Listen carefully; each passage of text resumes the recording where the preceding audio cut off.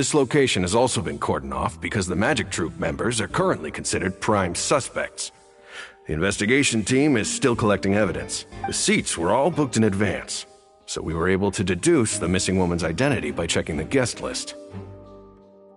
Sure, it's not like this is confidential information. We will publish it later anyway when we petition the public to help us find the missing person. Her name is Halsey. She's a painter from Fontaine who's made a bit of a name for herself. Apparently, she wasn't a regular at the Opera House, but she'd been feeling some pressure with her work lately, which made her decide to come see the magic show. The magic troupe members all claim not to know her. We have looked into her social connections. It seems that she has no personal grievances or conflicts of interest with the suspects. Simply put, she wasn't related to the magic troupe at all, which matches the features of the previous serial disappearances. Were the victims of previous cases also chosen at random? That's how it seems to us, in any case. Apart from the fact that they were all young women of around the same age range, there really weren't any other connections between them. Okay then. No need to be so formal.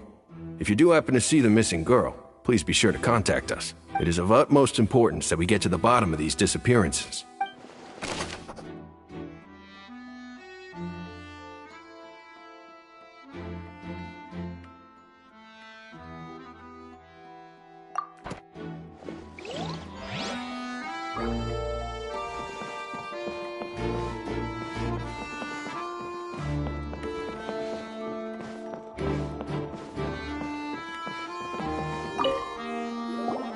So this is the rope that broke and caused the water tank to fall. The rope looks pretty durable. How can it be burned through so quickly by fireworks? Why are you suddenly so serious, Traveler?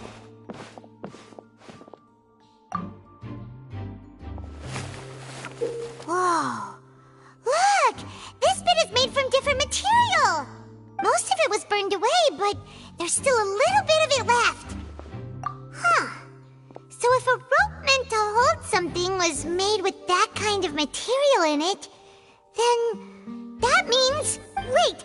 Paimon should write all this down! Let's take notes!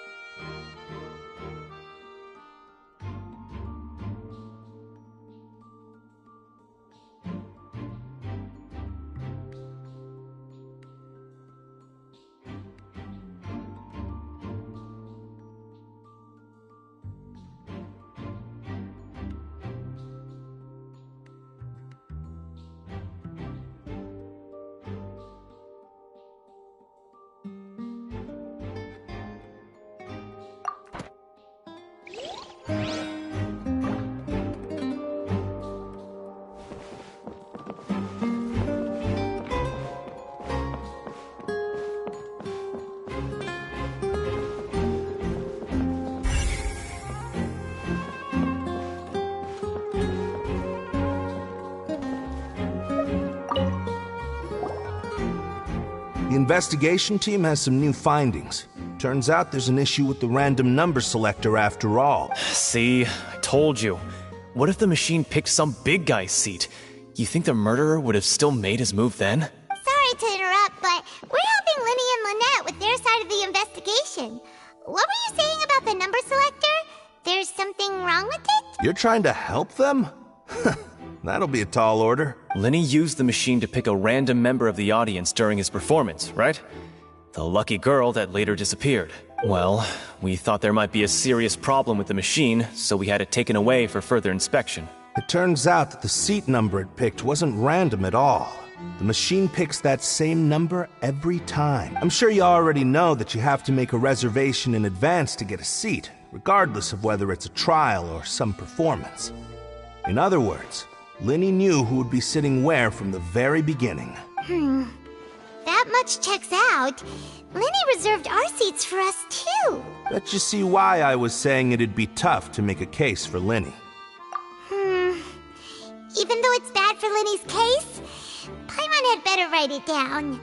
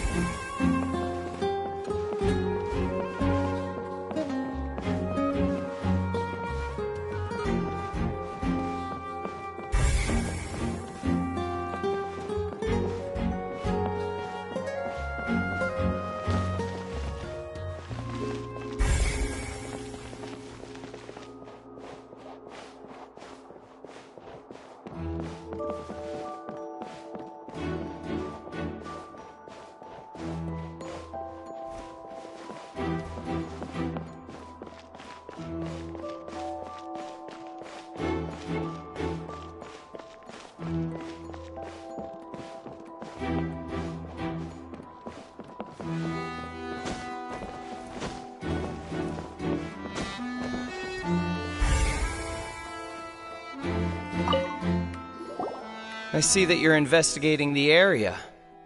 Well, it just so happens that I'm interested too. If you find any new and interesting leads, be sure to share them with me, alright? We don't have too many thoughts yet. Then why don't I tell you my hypothesis first? The way I see it. And I'll start it with that loud thud. The thud? Oh, you mean the sound that happened during the countdown? Yes, exactly. It wasn't terribly loud, but I suspect that most people heard it. It's just that everyone was awaiting the results of Lyney's trick with bated breath, so no one paid it much mind. But now that the incident has happened, the thud has become an important clue. That makes sense. So, what do you make of it? I'm of the opinion that it may have been the sound of Lyney's accomplice. Lynette, perhaps. Jumping atop the water tank, or something like that. And when the pyrotechnics went off, she cut the rope, sending the water tank crashing down. Wait, wasn't the noise we heard too loud for that? Perhaps the balance wasn't right, leading to a particularly rough landing. Oh, that's true. I suppose I must reconsider. That does remind Paimon, though. What was with that sound?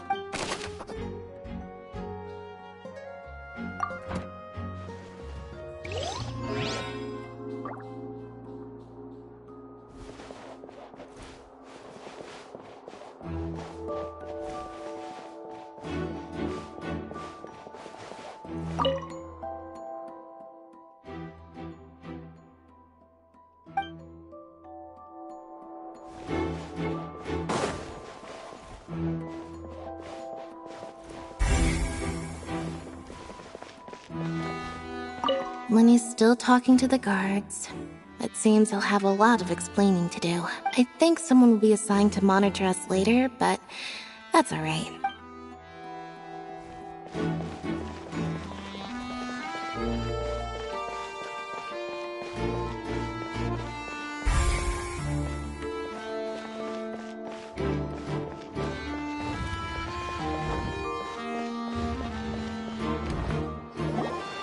Hey, you!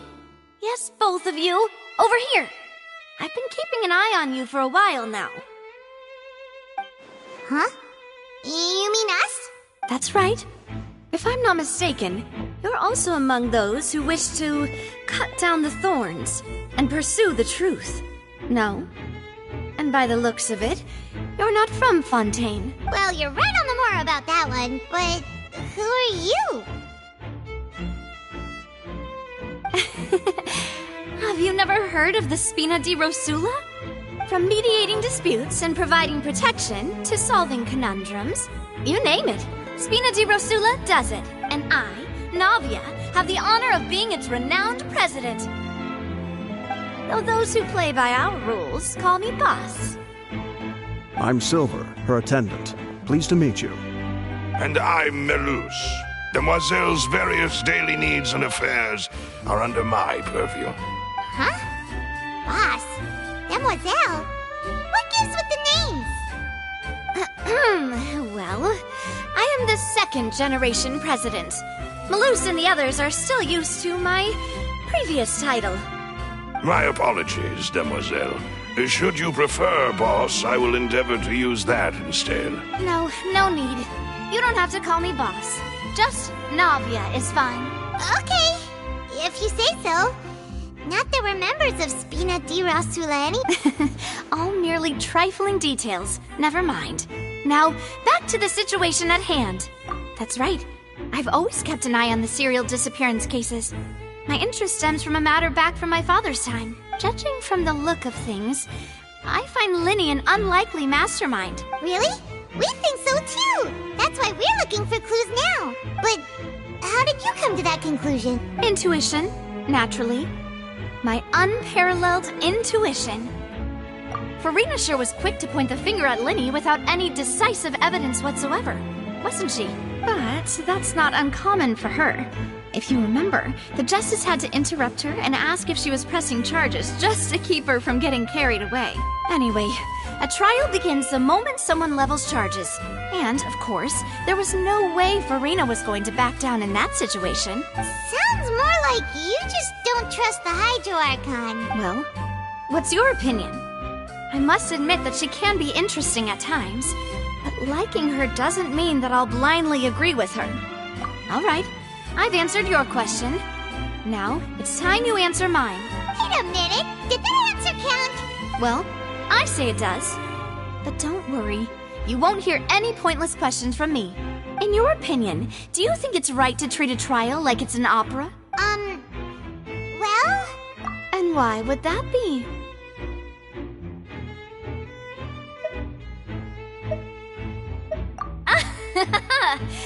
See, Silver and Melus? I told you they'd be different. Most astute of you, Demoiselle. I, too, think that the Traveler's response was most excellent.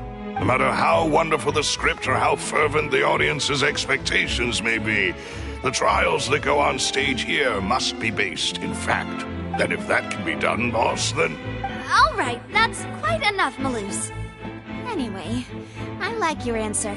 You passed with flying colors. Now, I need to make some preparations, following which our joint investigation shall commence. You two shall be my assistants. Wait! Since when did we become assistants? Well, I can be the assistant, sure. Or your companion, if you like. I'm really not that fussy. That's more like it. Far be it from me to brag, but I believe that Demoiselle's intuition will be instrumental in uncovering the truth. You wish to save a friend from false accusations, and we wish to unravel the disappearances. In this sense, our goals are aligned. You have a point. You're quite the talker, aren't you, mister? And what about you over there? What do you think? You seem like you've got something on your mind. I have nothing to add. Oh, alrighty then. We'll be making some preparations first. Just be sure to let us know if they start revealing Lyney's tricks. Thanks!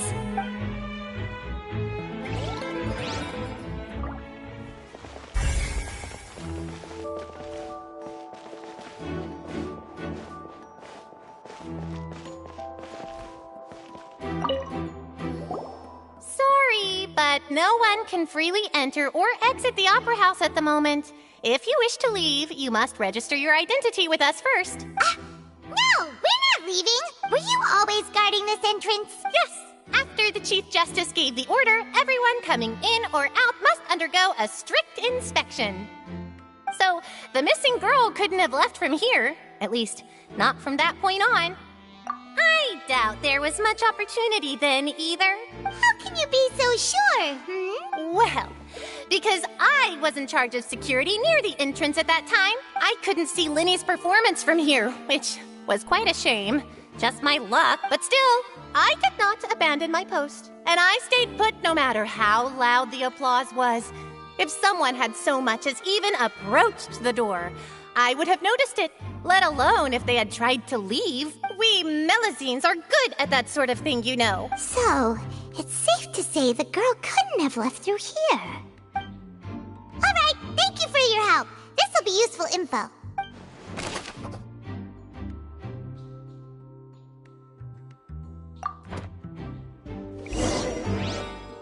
We've checked everything of note here at the performance venue.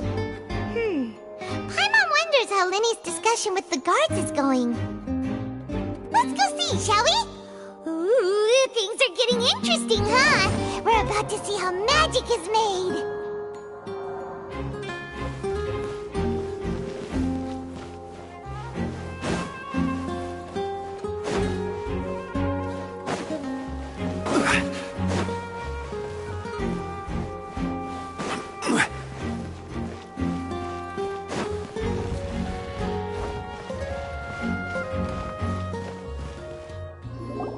Understood.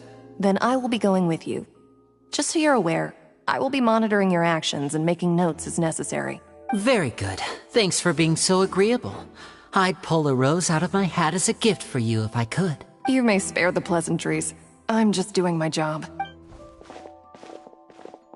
You've arrived. Who's this? Me? I'm Spina di Rosula's guardian angel. If you've got a problem, I've got the firepower. Sorry, I got a little carried away there. Call me Navia. I'm a partner of theirs, and will be helping investigate this whole situation. And these are my companions. Would you mind if they join as well?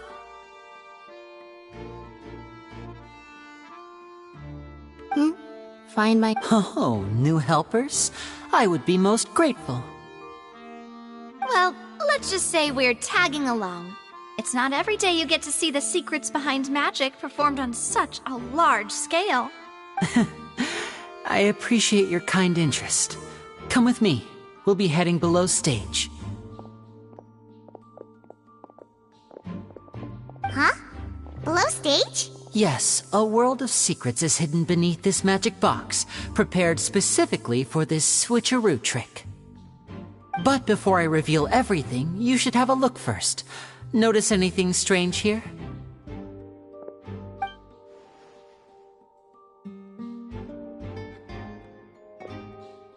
I'm not trying to be dramatic. Remembering the details of a trick will help you understand the methods used to perform it more easily. Huh. Weren't there balloons and other decorations here? Where did all that go? Ah, good eye. That said, you're still far from discovering the answer. The back? You mean the inside of the door? What's different about it? Very good indeed. I thought you might not be able to catch that, given that you were sitting in the first row. The back of this door was patterned. Those patterns are now gone, replaced by a smooth wooden board. So, if you put 2 and 2 together, what do you get? Exactly. All right, let's go. I'll tell you how it works as we head down.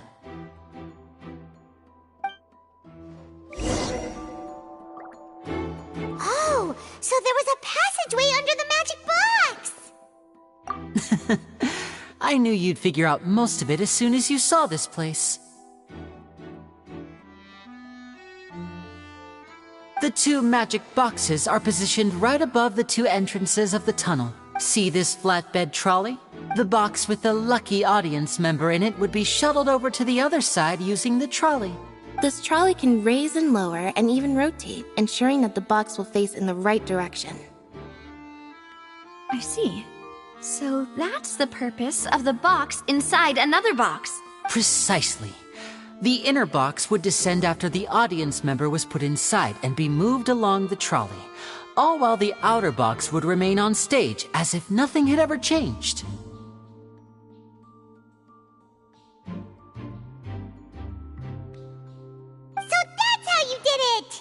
Once the box was lowered, the trolley would store some energy through this device here, with which it would complete the rest of the steps.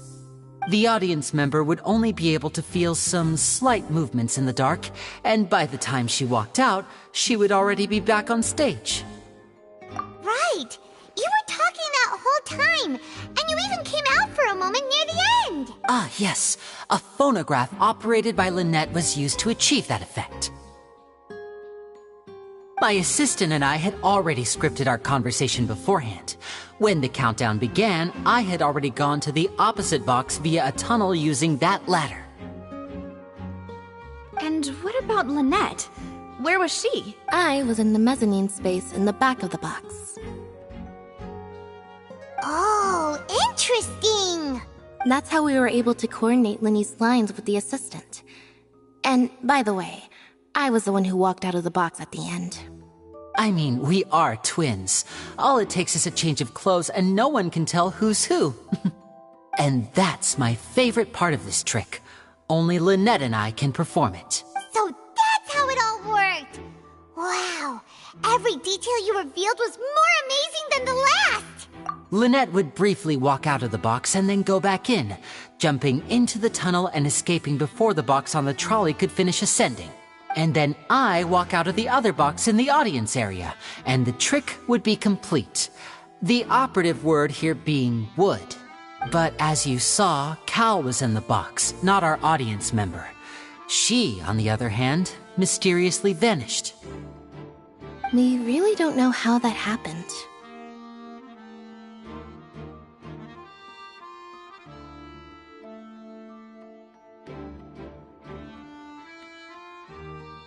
If not for that interlude, this would have been an astonishing trick.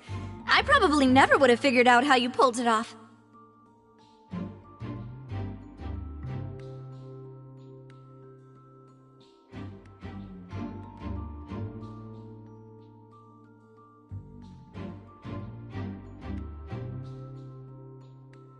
And yet, to think that someone was able to use this magic trick to commit a crime.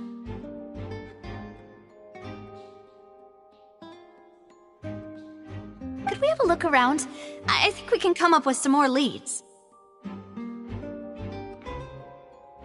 This is the scene of the crime, so Lyney and Lynette are not permitted to stay here. I'll escort them back up. Yes, of course. No need to be so strict now. I won't disappear into thin air, you know. Thanks, everyone. We're counting on you.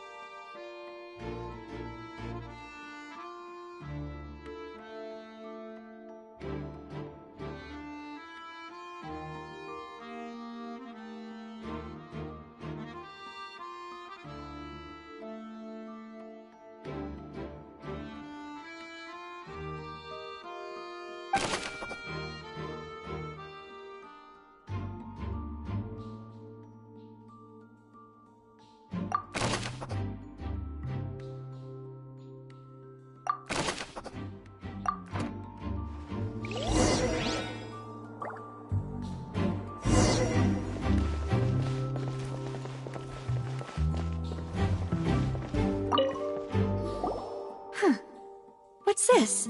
Looks like a hook tied to the end of a rope. Huh? There's all kinds of odds and ends here. Perhaps it was a prop for a different trick. But why would it have been left here? Whatever it is, let's make a note of it first.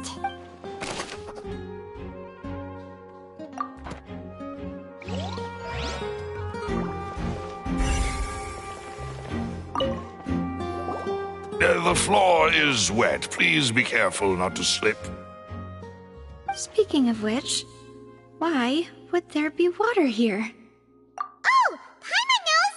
It's one of those tricks, and here's a broken vase. Huh. Did the trolley knock it down while moving? That can't be. The trolley moves along tracks from start to finish. It couldn't have hit the vase at this distance. Let's note this down too and think about it later.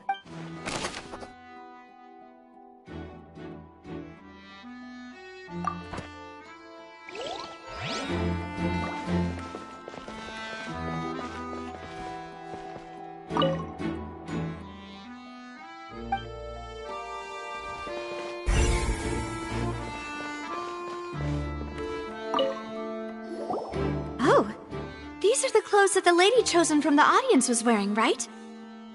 Her clothes are here, but she's nowhere to be found. Right! And do you really need to do that if you're kidnapping them? Ugh, this is so confusing. Paimon doesn't want to be a detective anymore.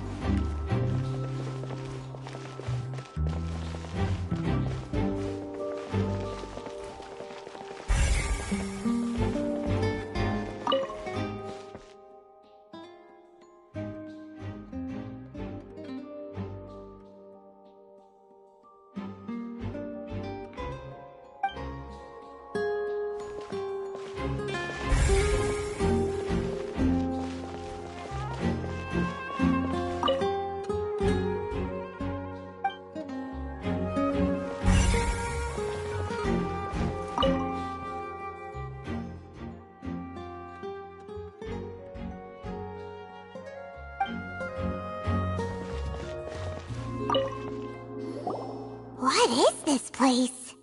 It seems someone could fit through here. Huh. Could this have been the suspect's escape route? Alone, perhaps. But if they had to pull another person with them, the space would be too narrow. But there are no other ways in or out of here. Oh, you're right! Let Paimon write that down.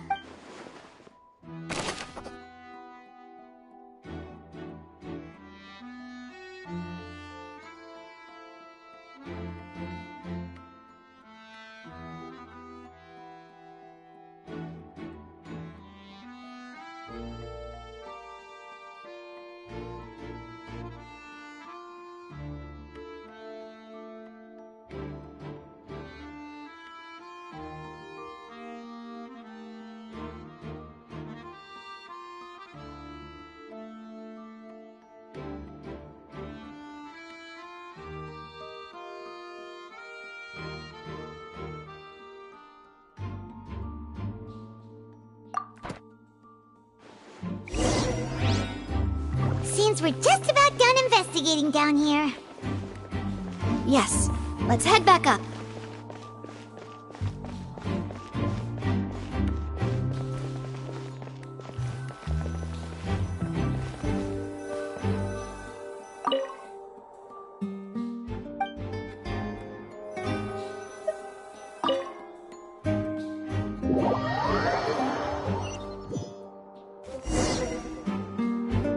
We've ascertained the state of the crime scene. Let's find a place to sort out our findings once Malus returns. Seems to me that there are several things that don't add up here. Apologies for the wait, demoiselle. So, what did the guards say? Did the criminal escape through the vent? They believe the odds of that are very low, since the vent leads to the Opera House's basement. The guards have checked the area carefully. No one left through the basement during the performance or after the incident, and no one was found hiding there. So the tunnels become like a secret chamber then. You know, like the kind you usually see in novels. The plot thickens. Halsey's disappearance and Cowell's death are both quite inexplicable. No wonder Farina was so confident in her accusation. All the current evidence points toward Lyney and Lynette. In other words, the charges are very likely to be upheld unless we make some considerable progress. Charges and then trial. So if the charges are upheld, they'll announce a sentence? That's right. This is how a trial goes in the Opera House. During the proceedings, the Chief Justice and the oratrice will hear statements from both sides. That's right. This is how indemnitium is produced. The statements from both sides, the defenses from attorneys, witness testimonies, and even the audience's emotions will all be projected on the oratrice. To put it simply, it's as if the oratrice has its own will, and is a judge in its own right. This also precludes any kind of favoritism on the part of the Chief Justice. And not that this has ever happened anyway. Once both sides have finished speaking, the Chief Justice will make his final decision. This, too, will be used by the oratrice as a reference. Then, finally, the oratrice will be consulted by officials. The result it returns is the will of justice itself. Huh? So that machine is the one that actually decides? Paimon thought Neverlet called the shots. In practice, there is very little difference. Both have always come to the same judgment. Which is why people have great faith in the Chief Justice. Yes, the guards also asked me to convey that none of us will be allowed to leave this place before the trial. Huh? Why? Because we've chosen to act as the twins' proxies. That makes us persons related to the case. They're concerned that we might be colluding with outside parties, or that we might find outside help to disrupt the case. And even if that were not so, it could prove problematic if we happen to spread key information about the case ahead of time. I'm ready to break out at any time. Whoa! There's no need for that! Of course. I just hope you don't mind the lack of options. I'm afraid that catering to all tastes is not in the cards, nor in that case, let's just sort out our findings together here. Pity. I was hoping to take you to try some of Fontaine's famous desserts, too. I mean, what better way to properly think through our findings than over some tea and sweets? Huh. Breaking out suddenly doesn't seem like such a bad idea after all. Just kidding! Just kidding! Paimon will still do her best, even if there are no snacks. What do you mean, no snacks? Of course we'll have snacks. If we cannot buy some, then we'll simply make some. Huh? Here? But how? Understood, Demoiselle. Everyone, please come with me.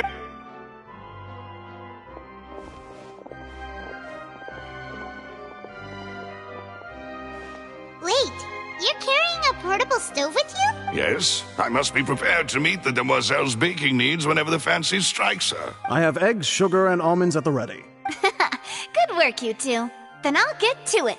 Please sit tight for a moment. You'll get to taste my awesome snacks soon enough. These three are quite the interesting group.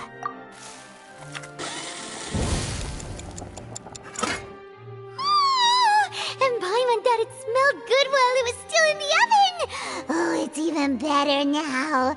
Paimon can't stop drooling. From the way you had these two guys carrying all that stuff around, Paimon thought you'd have them do more during the baking process. But you ended up doing the entire thing by yourself. Beating the egg whites, grinding almonds, everything. I was applauding. And I was giving encouraging smiles. Paimon was just thinking.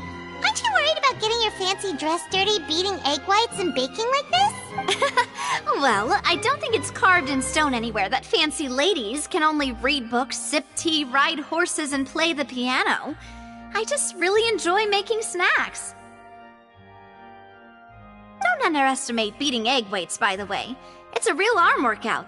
You also need to beat them to just the right consistency, or your macarons will crack. Anyway, give these a try, fresh out of the oven. There's 3 for each of us. Only 3? Well, Eating too many sweet treats might send all that sugar to your head. You wouldn't be able to think clearly about the case on a sugar rush, would you? Tea is ready to be served as well. This is Demoiselle's favorite, strong black tea with a floral fragrance that clears the mind and lifts the spirit. No need for concern. I'm merely doing as I should.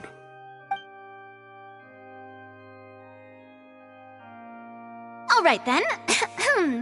Down to business. As Paimon mentioned previously, the tunnel seems to be something of a secret chamber. However, we can assume that Lyney and Lynette were not alone within it. Some criminal also occupied its sealed confines. The magician twins could have committed the crimes, of course, but they lack any logical motive. Exactly! Why would they do such a thing right when everyone was watching? The flower vase and the thud we heard during the performance could indicate some altercation between Halsey and the criminal in the tunnel, resulting in the shattering of the vase, the discarding of her clothes, and her abduction. Perhaps the criminal thought that since she was chosen from the crowd, she would be too easy to identify if she was still wearing the same clothes. Paimon thinks that makes sense, but the real trouble is... True. None of the clues we found thus far support the existence of this third person, but the only people left to consider are both technically victims, whether it's the missing girl, Halsey, or poor Cowl. Huh. Could Halsey... That's right. And even if she had tampered with the setup, she would need to understand the entire trick to pull it off. Nor does she have any motive. The guard said that she has never had any dealings with the Magic Troop's members. Were we not thorough enough in our search? From the sound of things, this is turning into an impossible case. Your macarons are amazing, though, Navia. They are my specialty, after all. And I see you've already had 5 of them. What? 5? Oh, that can't be right. Paimon only counted 3, honest. Please don't worry about it. At my age, a few less sweets might actually be a good thing. No. Being greedy is one thing, but Paimon knows how to count. Besides, Paimon knows that if she ate too many, then wait. Even you don't believe Paimon? If Paimon ate those 2 extra macarons, then may they turn into stone. All right, we get it. Well, I suppose one of us might have gotten too engrossed in our chat and eaten them by mistake. Malus, set up the stove again if you would. Huh? What are you doing? Making sure everyone gets 3 macarons, of course. Exactly. We don't want to trouble you. As you wish, Demoiselle. And I have the egg, sugar, and almonds. Well, this really is your hobby, huh?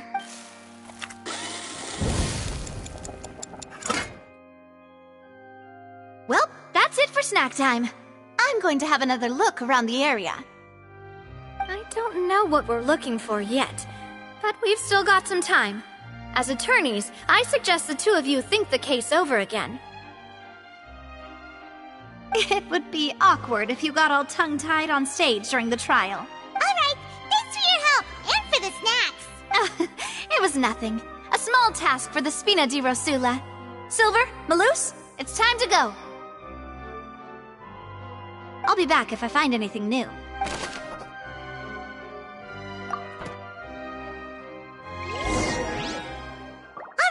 It's time to put our heads together. We've got to get our defense ready for the trial. Oh, it's probably gonna be a long and difficult case.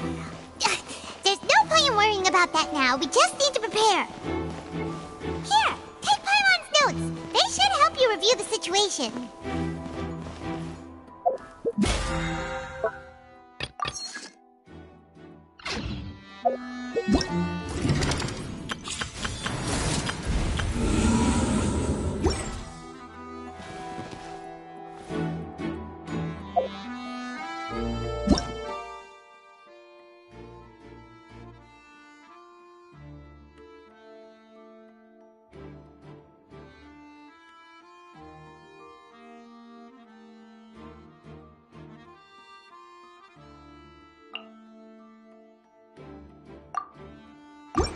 Where do you want to go next?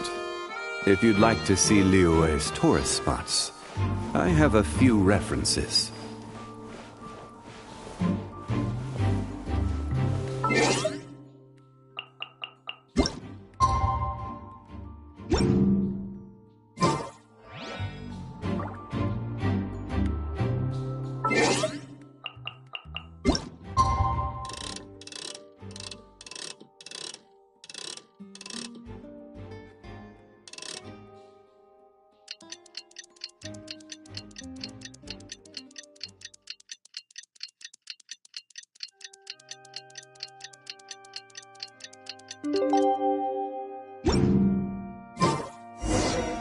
Osmanthus wine tastes the same as I remember.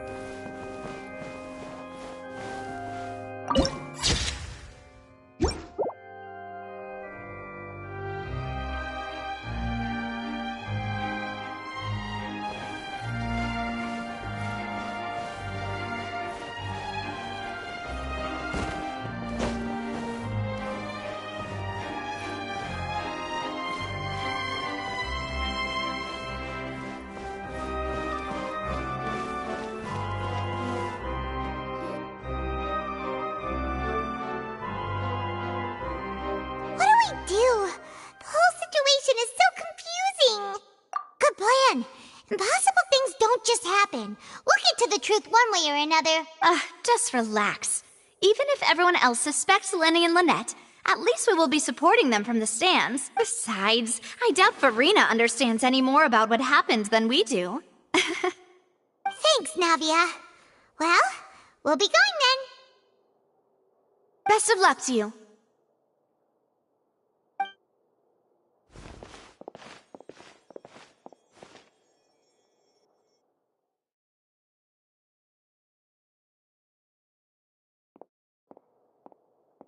Ah, finally, you're back. Well, how did your investigation go? To be honest, you might be disappointed. No. We're already very grateful that you were willing to help. Well now, don't you all look disappointed. Don't tell me that your investigation came up empty-handed. That was to be expected, of course. The guilty can never produce proof of their innocence, but don't let that stop you. I shall be terribly disappointed should you, my most anticipated foe, concede so easily. Since both parties are present, I declare that the trial regarding the magic show incident is now in session. Firstly, in order for the audience to understand the causes and results of the incident, could we please have Mr. Lyney explain the trick? Yes, of course. I will explain while Lynette demonstrates on stage. All the necessary items have been prepared.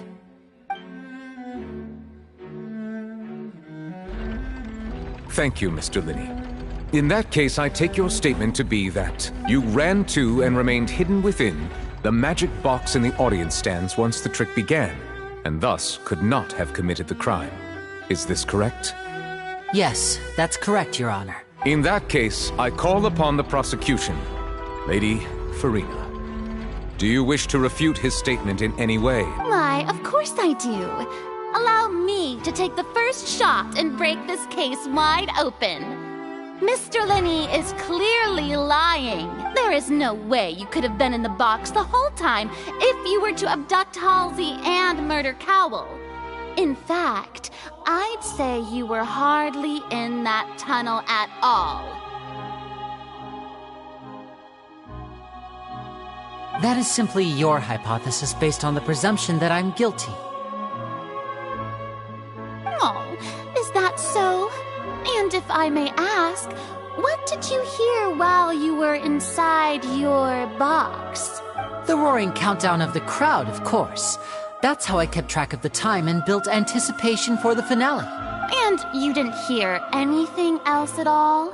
Nothing that might leave an impression of any kind? No, nothing. I see.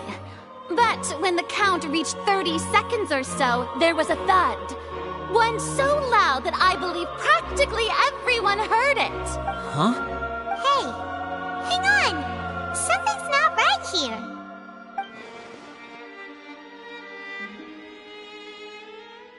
Yeah, I'm sure he could have heard a noise that loud from inside the box. I was right by the box, and I definitely heard the thud. Look at those scales. Could those mean... Well then, ladies and gentlemen, allow me to use the words of the magician himself.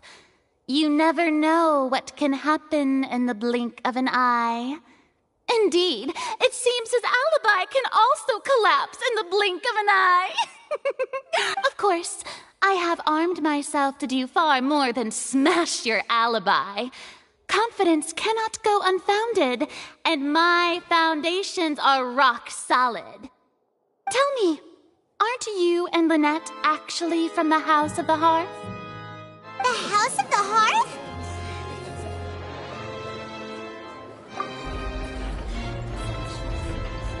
No wonder they did something like this. So the serial disappearances were the Fatui's doing. Now it all makes sense. I've got a feeling that what happened on stage probably wasn't just an accident. That's irrelevant. Our identities have nothing to do with what happened. Indeed. Then perhaps you could tell us everything that happened during that 1 minute. Your first priority is to prove yourself innocent after all. I'm sure there is little that needs to be kept secret now. Unless your script already has holes in it. The Outlander is speechless. My, oh my, don't they look flabbergasted? Now comes the infighting and discord, I suppose.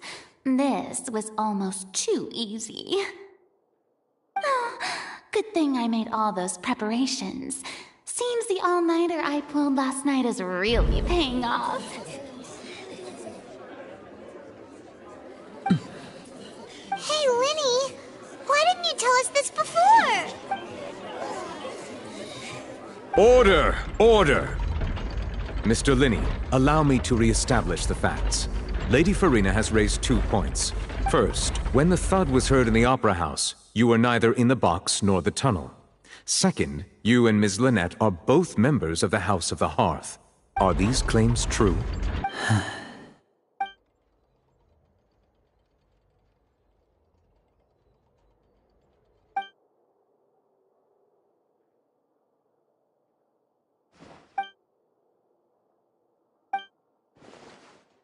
Please answer my question, Mr. Lyney. I'm sorry. Yes, they're true, Your Honor. I knew it! Well, that's it. We might as well move on to the sentencing already. What should we do now? Granted.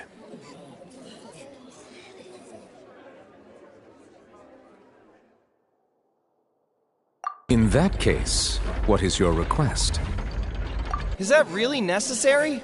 They're all... The defendant deceived their own attorneys. Order! Order, I say! Your request is reasonable, and we shall adjourn. This trial will reconvene in 1 hour. So you would stick to Mr. Lyney's defense even after knowing what you do now? You certainly have more professionalism than I thought. In that case, my dear audience, let's allow the joy of victory to steep for a little while longer.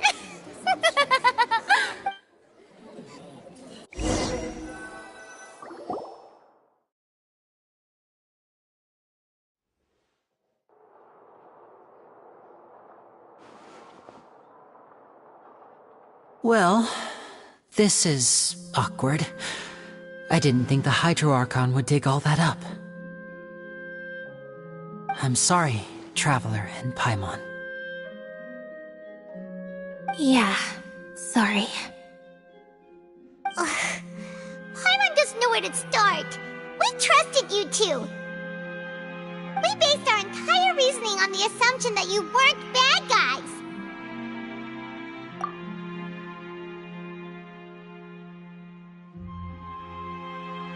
Not to set the wrong tone or anything, but Paimon's really mad! I'm very sorry. I know you're angry, and reasonably so, but please, let me explain.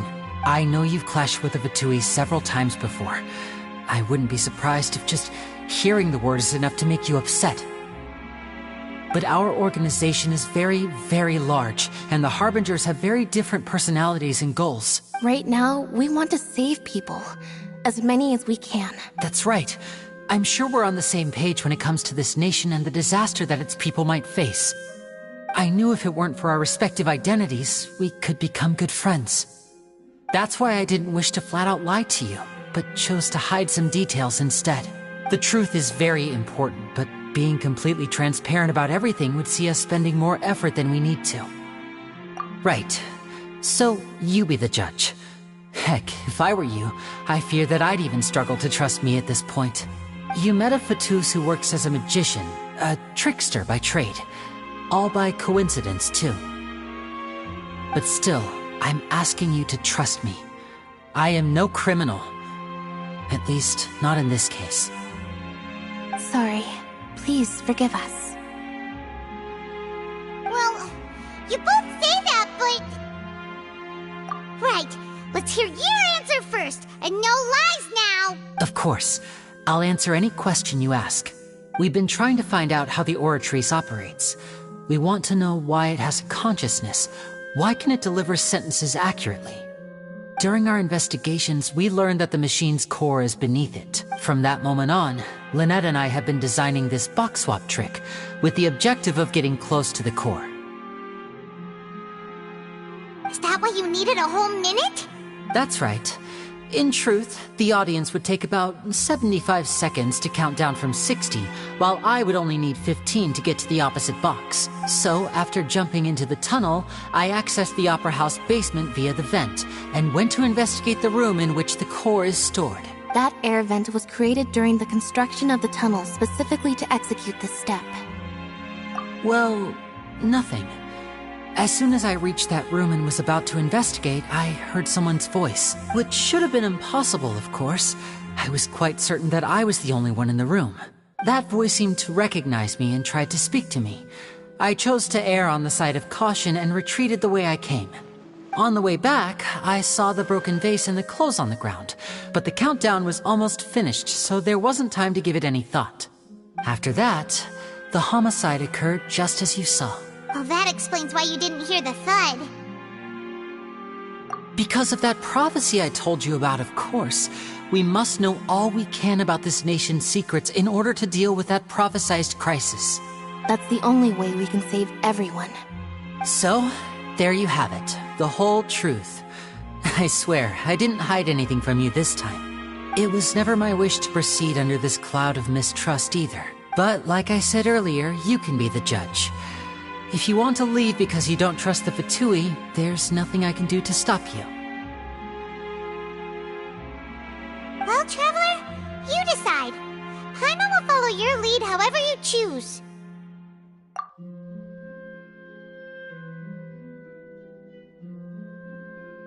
Okay, thank you.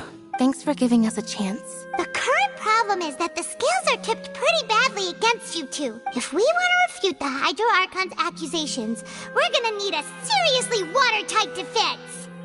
Huh?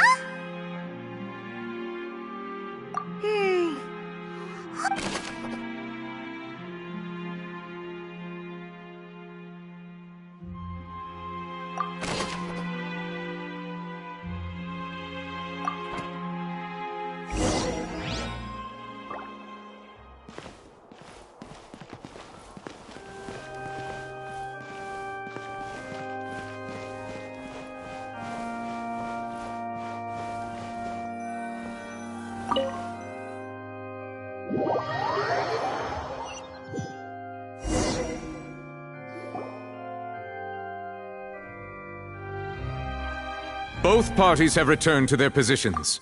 Let us continue the trial. When last we left off, Mr. Lyney acknowledged the new evidence presented by Lady Farina as fact. Therefore, Lady Farina may continue stating her reconstruction of the events. Ugh, that took long enough. Now then, if everyone would lend me their attention. At this stage, let's revisit that scene from Lyney's perspective.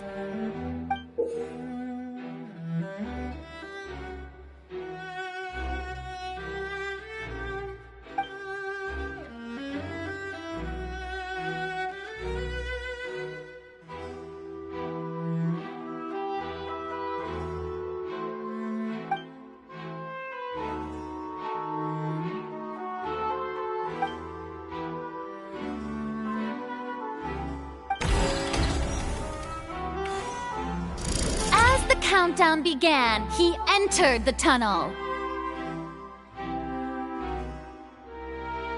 When the flatbed trolley passed, he opened the box and got into an altercation with Halsey, which caused the loud thud. He did not realize that this sound could be heard by everyone in the opera house, which is why he claimed earlier that he could not hear the sound.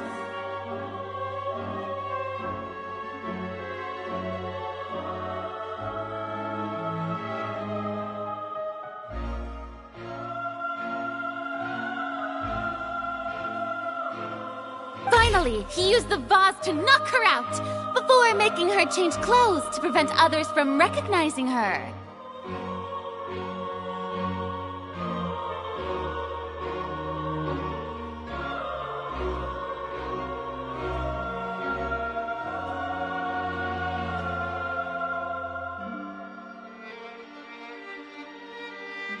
At this time, Cowell arrived in the tunnel, having heard that strange noise, and caught Lyney red-handed.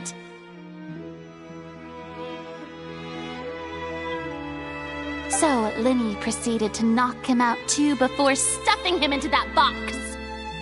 Afterward, Lyney passed the unconscious Halsey to his accomplice through the magic box in the audience stands, before operating the devices such that Cowell's death would be ruled an accident.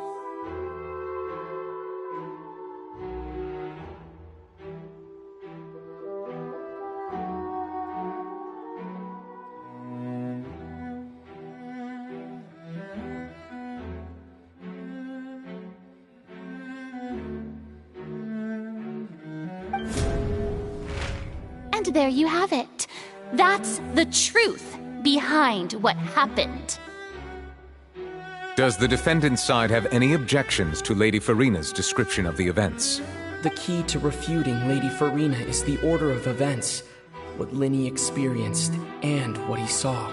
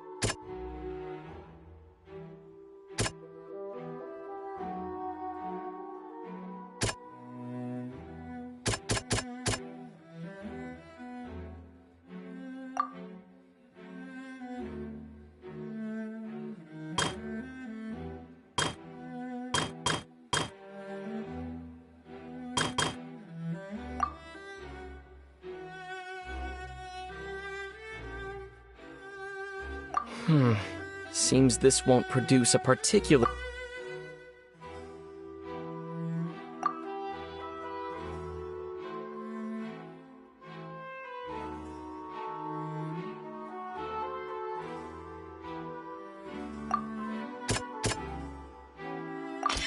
Lyney did not take part in the underground altercation. He only witnessed traces of the aftermath.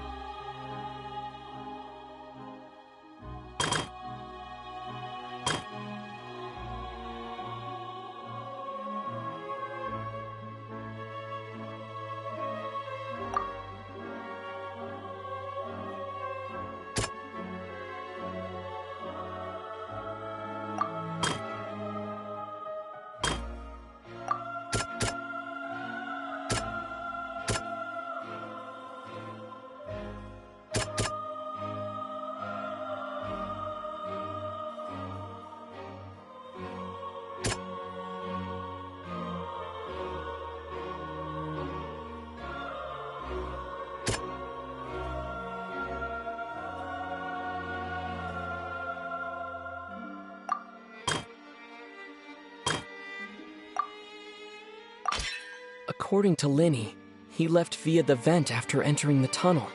He couldn't have had that altercation with Halsey.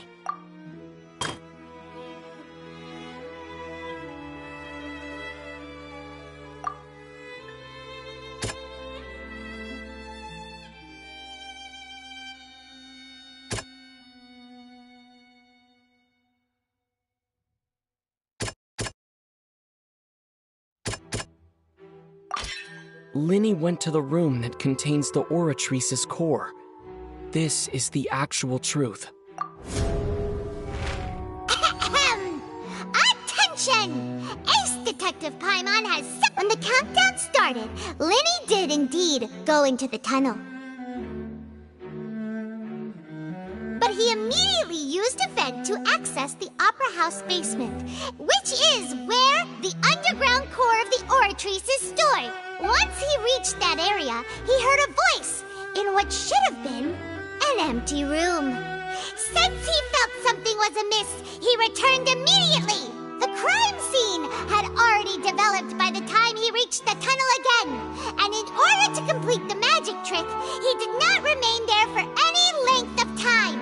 Finally, he reached the surface, and that was when the accident happened from his point of view. Therefore, he's innocent!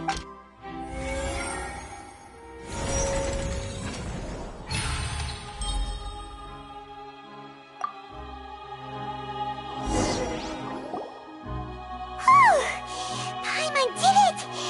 Paimon actually managed to say all that! Wasn't it awesome? In other words, you believe that he knew nothing of the incident? That's right! My reasoning? If that's the case, then if Carol hadn't entered the tunnel, who was the entire setup meant to kill? Assuming that what you say is true, Lyney only needed to kidnap the young girl to cause a new disappearance case. What would the point of killing someone on stage be? Oh, they have a point. That's right, you tell him! And that's why they're partners of mine. Oh, well, your denial is very strident, I'll give you that. But what proof do you have to back your claims? Of course I do.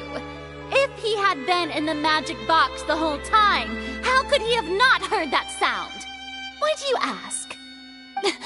You're saying that he wasn't?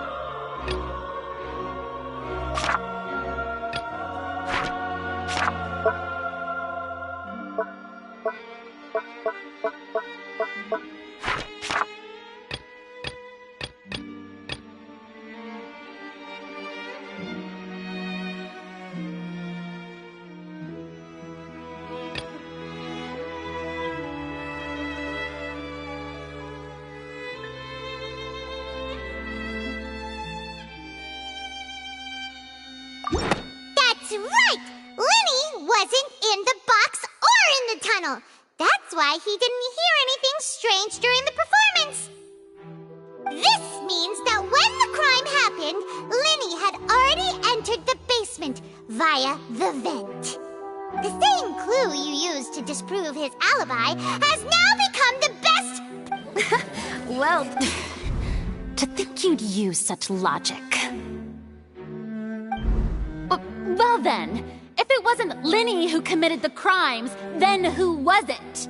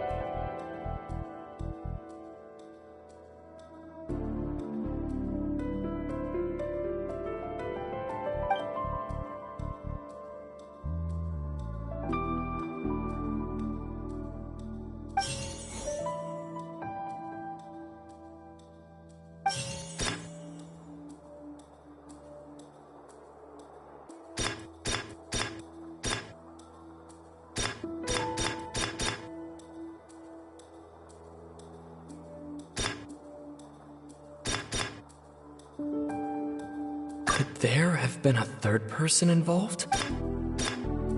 Halsey is the missing person and an ordinary audience member. The deceased's name is Cowell. Lyney's a...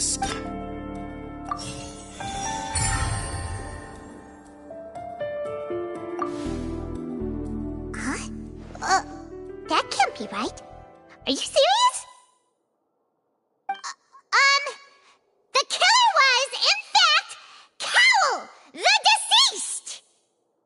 Oh, is that so? How interesting! Let's hear your reasoning then. What I must do next is recreate the truth. What Cowell did, and how he went from would-be perpetrator to victim.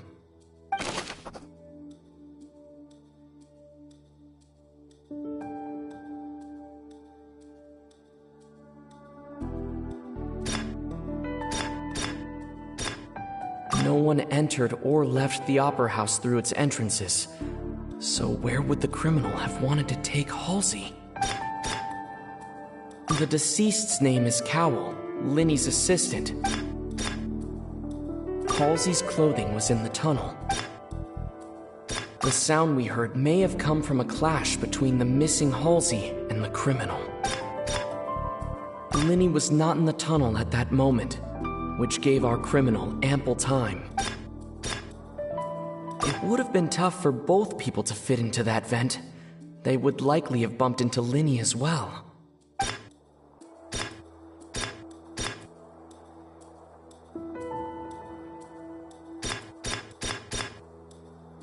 Lyney was not in the tunnel at that moment.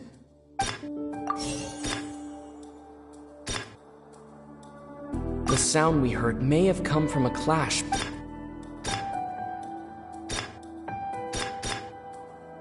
The deceased's name is Cowell.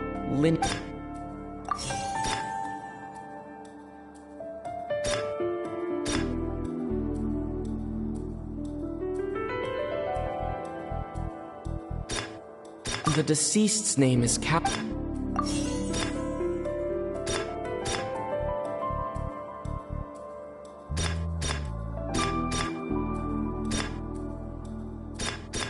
Lyney was not in the tunnel. The sound we heard may have come from a clash between the...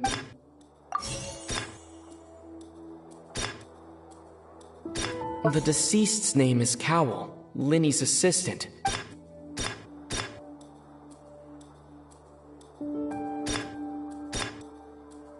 The deceased's name is Cowell. Lyney was not in the tunnel at that moment, which gave our criminal ample time.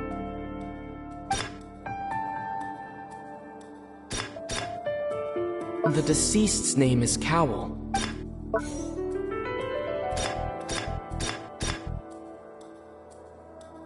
No one entered or left the opera house.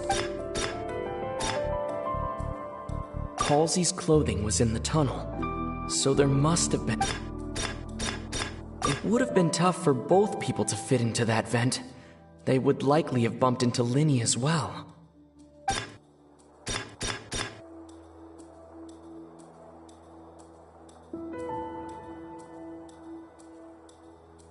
Halsey's clothing was in the tunnel, so there must have been some fear that she would have...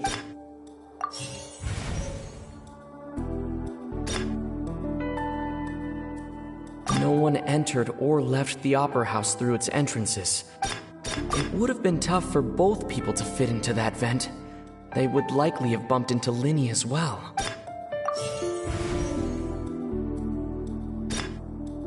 No one entered or...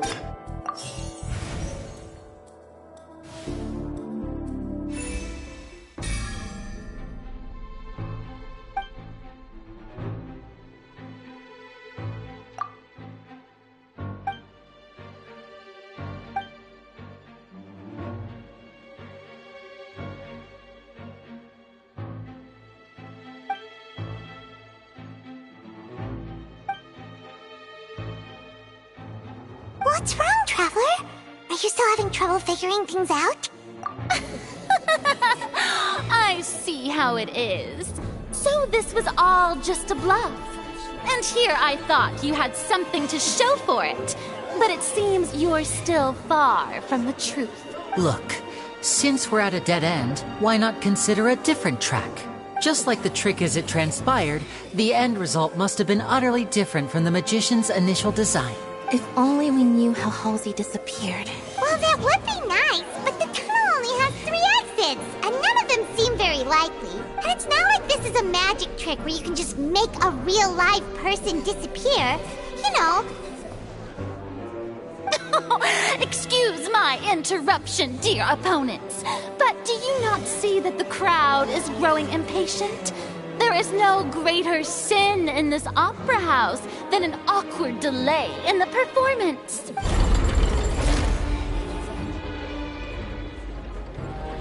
If the defense is unable to make further effective arguments, we will move on to the next stage of the trial. Lyney was not in the tunnel at that moment, which gave our criminal ample time. The sound we heard may have come from a clash between the missing Halsey and the criminal. The deceased's name is Cowell, Lyney's assistant.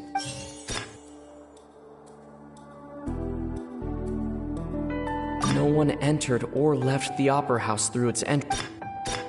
it would have been tough for both people to... The vase was not broken by chance. It was used to cover important evidence.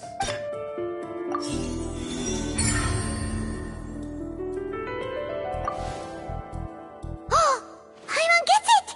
It all comes together if Halsey disappeared instead of being kidnapped. Lynette escaped from the water tank, vanishing gradually and leaving only clothes behind. If there's a similar method where a person could be transformed into water...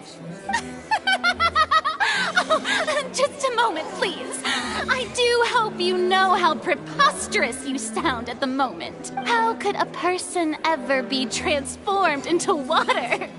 This is reality we're talking about here, not some magic trick. Must we really? I should think that of anyone. Your friend Lyney already knows this truth very well. Magic tricks are ultimately just illusions and misdirection. But Halsey's disappearance is very real. We're talking about two completely different things. Even so, I trust the Traveler's judgment. The truth must be out there somewhere. Perhaps some new line of reasoning may open if we try to gather all the focal points that don't make sense. Since Cal was the deceased, we haven't placed much attention on him. But given that we aren't making much progress with the case, it wouldn't hurt to have a look at his belongings, would it? People really do come up with all sorts of harebrained schemes when at the end of their rope. The way I see it, your suggestion that we broaden the scope of our investigation is nothing but a tactic for stalling the trial. Nevertheless, I believe that this is a reasonable request on the part of an attorney. Since the trial does indeed appear to be at an impasse, I believe that additional evidence may help us make more progress. Guards, please step into the lounge and examine the personal effects of the deceased Cowl. We are still examining the items, but we have already made critical progress that we feel must be shared with everyone post-haste. We discovered several test tubes of fluid within Cowell's baggage, each labeled separately. The notebook in his backpack claims that these fluids are... water from the primordial sea.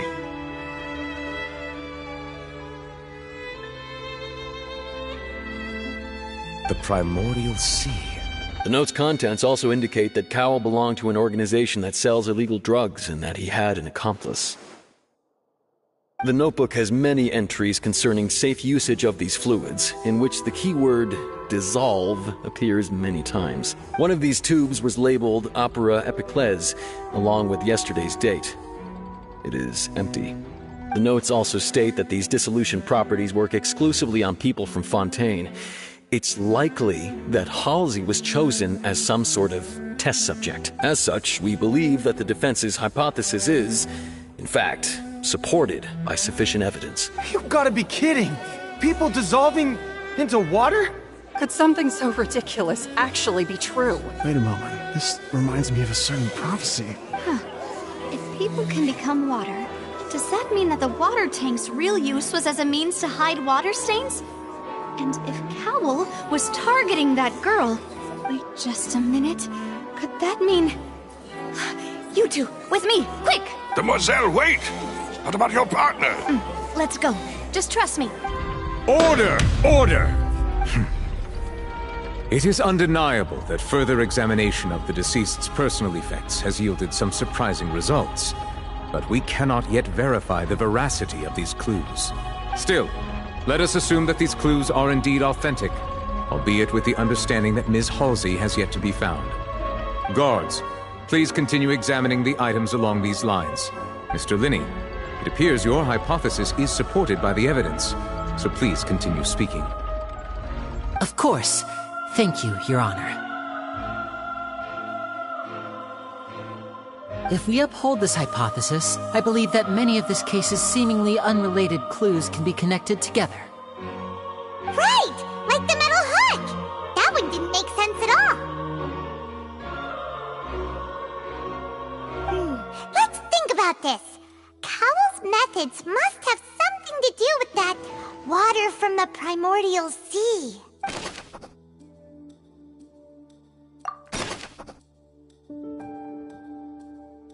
The deceased's name is Cowl.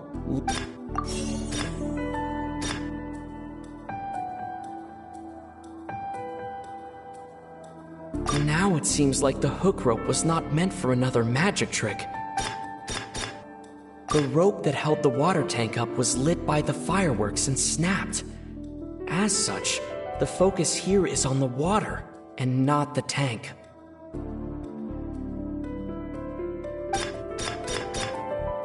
Lynette was in the magic box on stage the entire time. I remember there was something else within the inner layer of that box.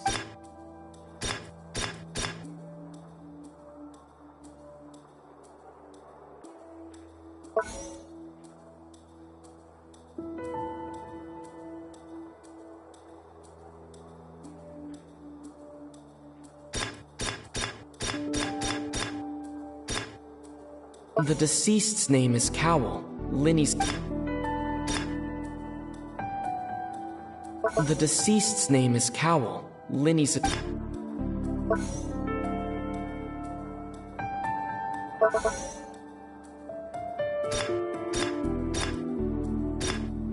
water from the primordial sea should already...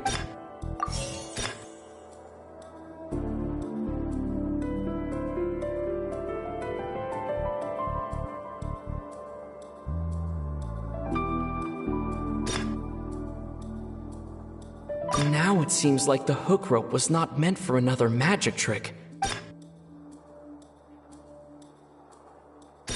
Lynette was in the magic box on... I remember there was something else within the inner layer of that box.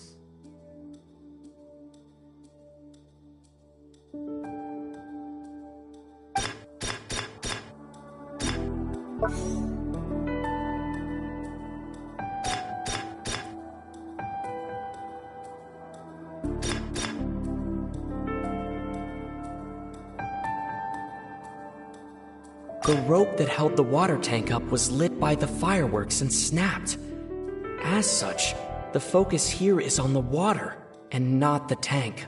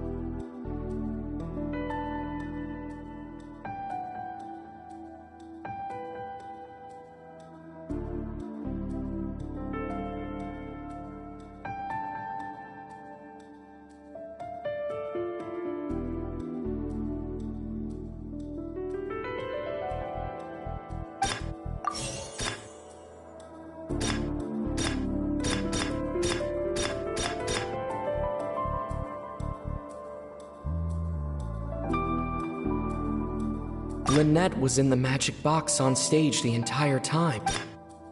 I remember there was something else within the inner layer of that box. Now it seems like the hook rope was not meant for another magic trick.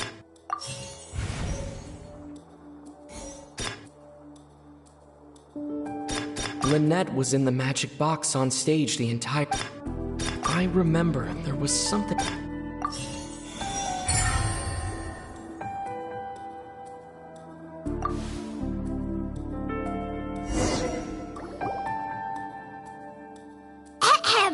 It's aced in the original plan. Cowl would tamper with the water tank rope, and the number selector securing his target. When the magic box containing Halsey was lowered, the metal hook would retract gradually and pierce the balloon at the top of the box. When the balloon attached to the box popped, the water from the primordial seed inside it would pour down and dissolve Halsey. After Afterward, Cowl would enter the tunnel and break the flower vase to conceal the water inside the tunnel, with the remaining evidence being covered up by the water tank on stage. But he encountered something unexpected in the tunnel, and wound up being fatally hit by the same water tank he meant to use to cover his tracks. Huh. That does make sense. That actually links together a lot of the more confusing pieces of evidence. Oh dear, what do I do? Even I think they sound convincing now. Have I falsely accused an innocent person? What a humiliation.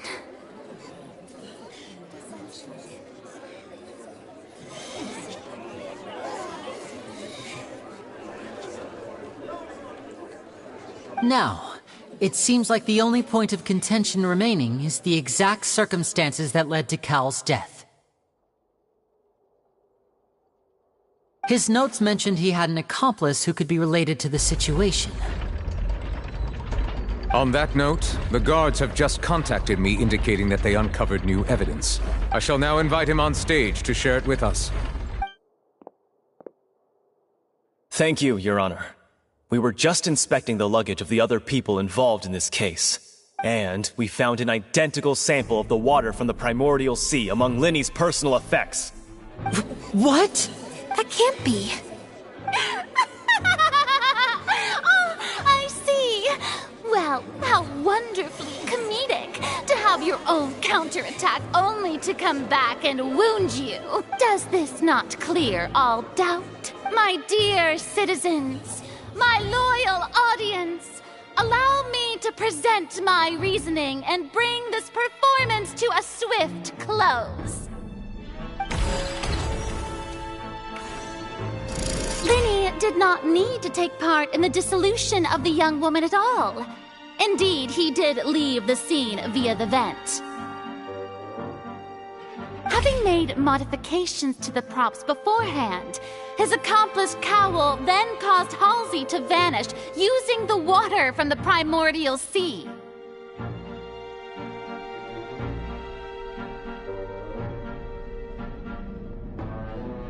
But upon his return, in cruel avarice, Lyney desired sole credit and prepared to do away with his partner in crime.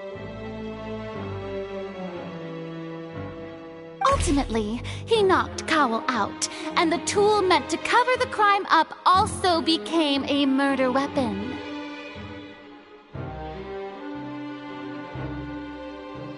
Now, as much as I regret having come to such a viciously straightforward conclusion, it does seem that the famed Fatui is quite the cold-blooded and ruthless organization. Am I right, Mr. Lyney? We've used up all the evidence we collected. There's no way for us to make a rebuttal here. Is this the end of the road? Oh no!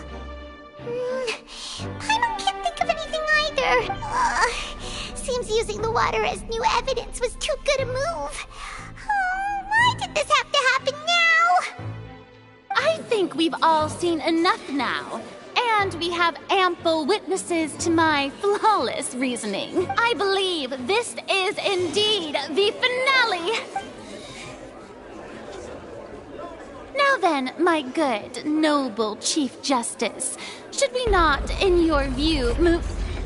Excuse me, everyone, but I must interject. Miss, I must ask you not to shout, and to respect the ongoing legal proceedings. Oh, come on. Don't be hasty.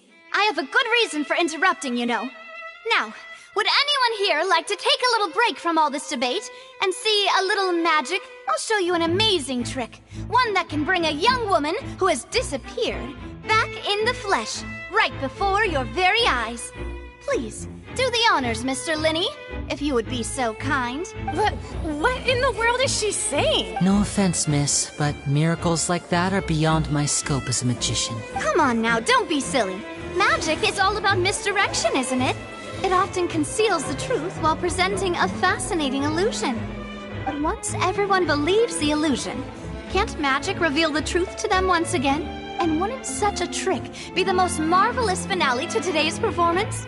Come on, Lyney and Lynette, give it another go! Don't worry, Spina di Rasula has made the necessary arrangements on your behalf. But, as the magic makers and stars of the show, I think I should leave the final performance to you. I understand.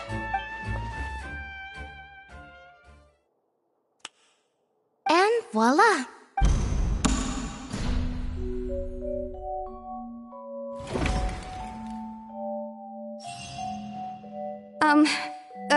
Sorry for the interruption. Wait, isn't that Halsey? To be clear, I'm only here because this person told me that if I testified, the merit of doing so would lessen my sentence. I was hiding outside this room listening to the proceedings because I was afraid that I would be the one put on trial. I was just feeling happy that no one had noticed me. And then, before I knew it, she caught me. That'll teach you to underestimate us three. Where should I begin? I'm sorry. I'm the one who killed Cowell. I admit it. What? Why? Firstly, my name isn't Halsey. It's Lillian, and I'm originally from Mondstadt. I heard that Lyney's show was gonna be a real thriller, but I missed the chance to buy a ticket, so I stole one.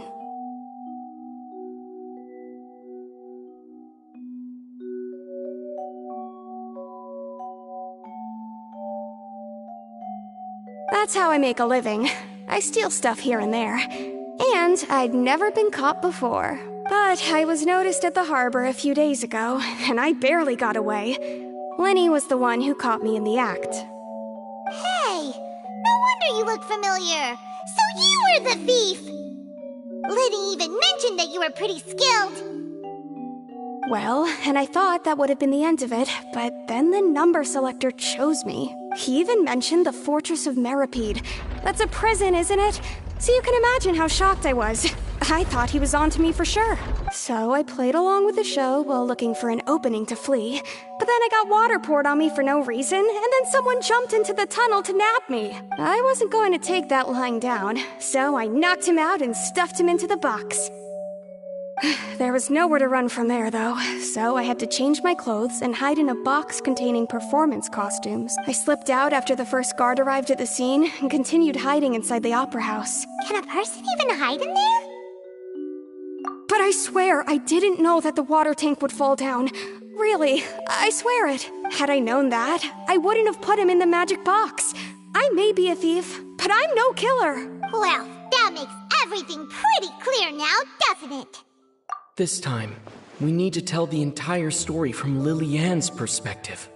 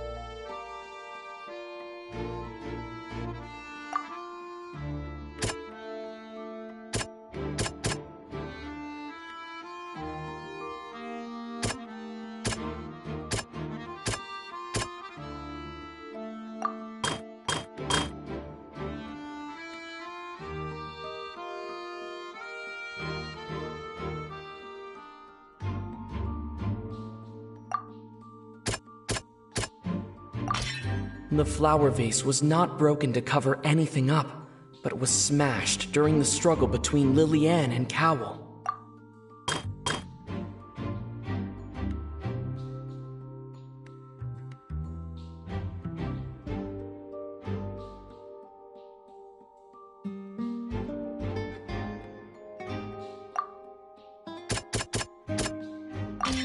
Lily-Ann was afraid that she would be recognized if she left, so she changed clothes and hid, biding her time. Just what one might expect of an experienced thief.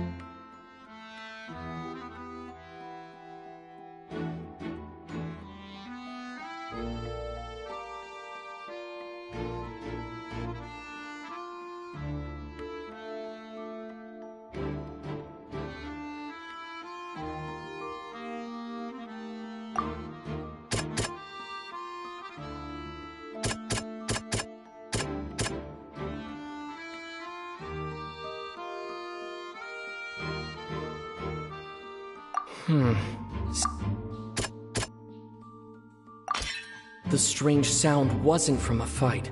It was Lillian's attempt to break out when she was frightened. And it's it! Having been selected out of the blue, Lillian panicked.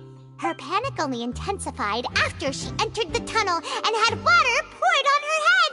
So she kicked the door open, producing the thud we all heard. Hearing the commotion, Cowell leapt into the tunnel, only to discover that Lillian had not dissolved. He did not know that Lillian was not from Fontaine, but was a thief who made her way in by stealing a ticket, mistakenly believing that the water from the primordial sea needed time to take effect. He tried to force Lillian back into the box.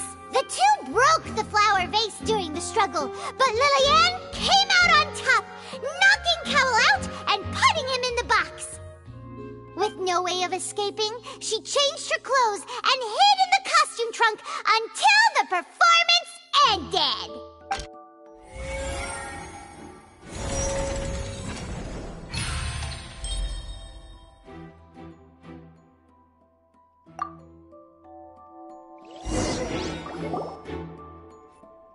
She knew that she would have to go through guard inspection if she tried to leave afterward. So, she has been trapped in the opera house these last 2 days. She had already become desperately hungry by the time we were chatting over macarons. So, she swiped 2 of them right under our noses. Talk about a sneaky thief. At this point, all the events that happened in the tunnel have now come to light. Ah, so that's the whole story. Bravo!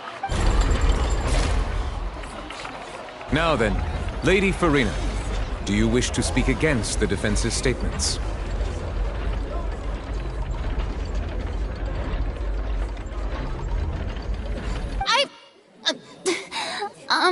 Please answer the question, Lady Farina. Also, if I may add, the trial has not yet ended. As such, I request that the prosecution not leave the room before the proceedings have concluded. What, are you reading my mind now? No, I have no further arguments. I admit defeat. But really, could you at least have left me with some dignity? Wow, look at that! She's like a deflated balloon now. If there are no objections, then as the Chief Justice of Fontaine, I shall once again repeat the full sequence of events. The actual perpetrator of the serial disappearances, Cowell, selected his next victim from the audience reservation list. With some modifications to the selector, he could ensure that the pre-selected young woman would be chosen. To cover up any evidence while committing the deed, Cowell thought of allowing the water tank to fall, which would conceal the water left behind after the young woman was dissolved. He also tampered with the rope suspending the water tank, using the fireworks at the end of the performance to cause the tank to drop and hide the watermarks. He poured the water from the primordial sea into a balloon during the preparation of the magic box and stuck it to the box's lid. Finally, he passed the prepared hook on a rope through the gap in the magic box's door when bringing the young woman to said box. When the magic trick officially began, the box containing the woman was lowered into the tunnel, tightening the hook rope and bursting the balloon containing the water. If all had gone to plan, the young woman would be dissolved at this time. However, Lillian was not from Fontaine and thus fled the box with a loud noise. Realizing that there was trouble, Cowell entered the tunnel and met Lillian. Thinking that the waters had not yet taken effect, he decided to proceed. However, his opponent was more capable than he thought, and he was overcome, knocked unconscious, and placed into the magic box, and thus became his own final victim. Lillian, according to her own statements, then changed clothes and hid until the performance ended, before hiding in other parts of the opera house. As for Lyney, he was in the underground structures within the opera house, and was thus ignorant of these happenings. From this reconstruction of events, we can conclude that Lyney, the accused, is in fact innocent. While there is much in Lyney and Lillian's conduct that should still be investigated separately, this case, at least, can be handed over to the Oratrice to make the final decision.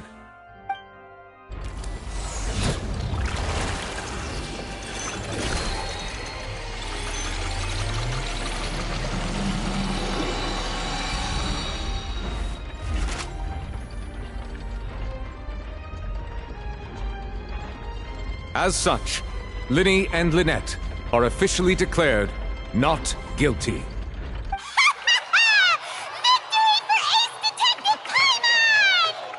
Great work, partners. Thank you all. Thank you so much.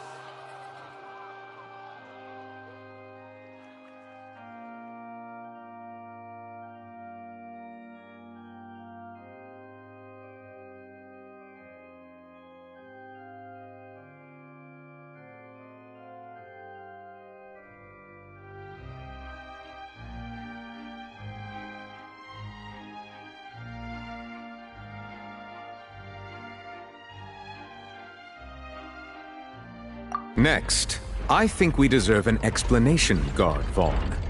How did you find the water from the primordial sea in Lyney's baggage? Right! Your discovery caused me to make a serious mistake, you know. Or was that not a discovery, but false evidence that you dare to bring before this court? I suspect that the accomplice mentioned in Cowell's notes was not Lyney, but you, yes?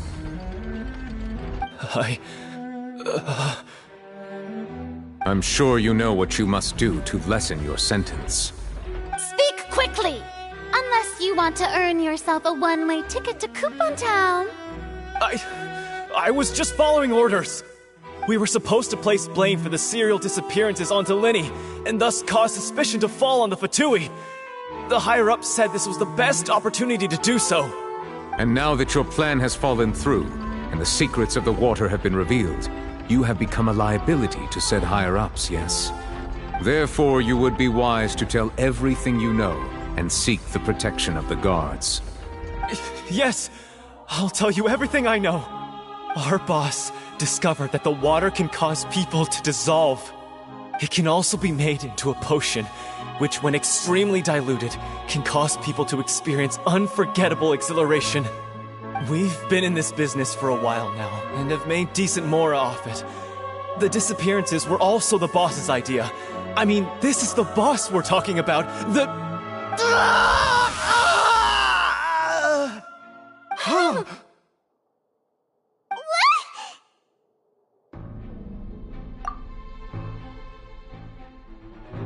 And now he can no longer talk.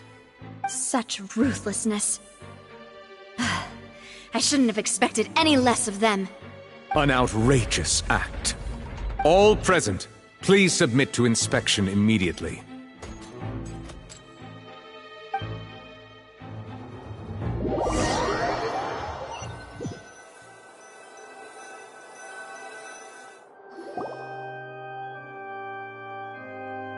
So, we're just going back now? That's true, but... Traveler, Paimon! Please wait. Lyney... I know you may not want to speak to me right now. Maybe you don't even want to look at me. But still, let me thank you again for defending me to the end, even after you learned that I'm a member of the Fatui. I guess. But regardless, I'd like the opportunity to set things straight. I didn't approach you with any ulterior motives or ill intent. I've spoken to you as myself, just plain Lyney this entire time. As for why I'm a Fatus, it's because the goals of the House of the Hearth align with those of an orphan like me. That's all. That was how Father, who you might know as the Knave, approached recruiting us back then too.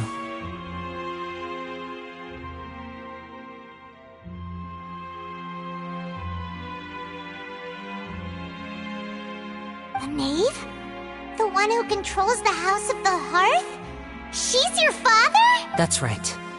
And since we're here, I was wondering, would you mind hearing a story?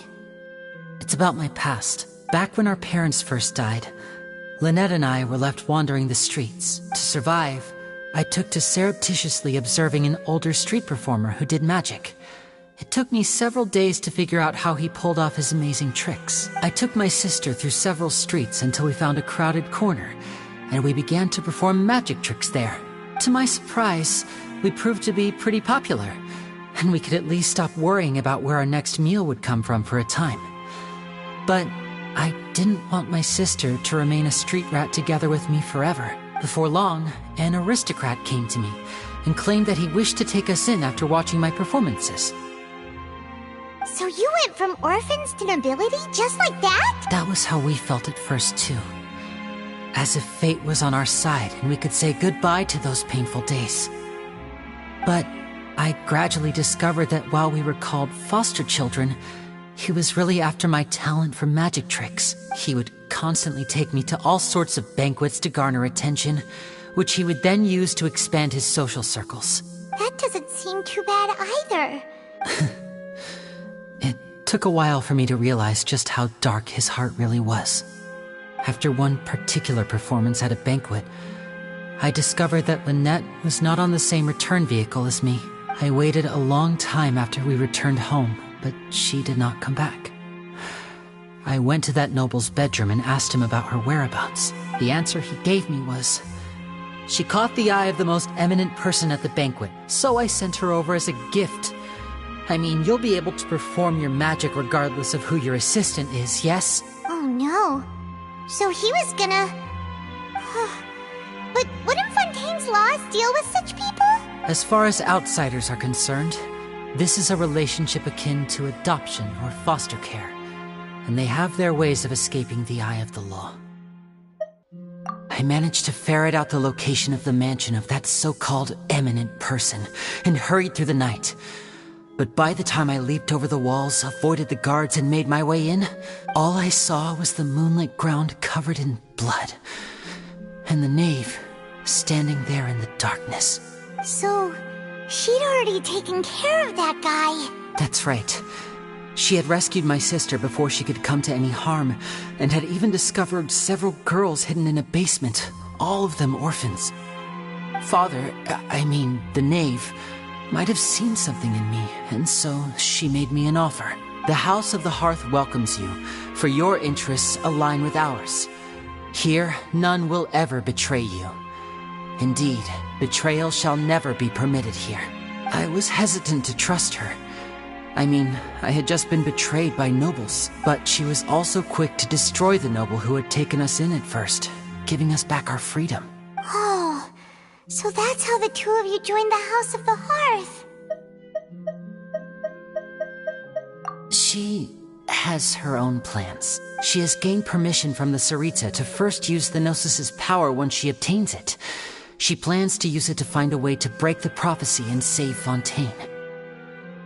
So, she believes in that prophecy too? That's right. The whole House of the Hearth is currently working to combat that crisis. Today's case has also proven that people from Fontaine can indeed dissolve into some sort of water, thus further supporting the prophecy. All of us house members here, Lady Arlecchino herself included, are from Fontaine. We won't give up on defending our homeland.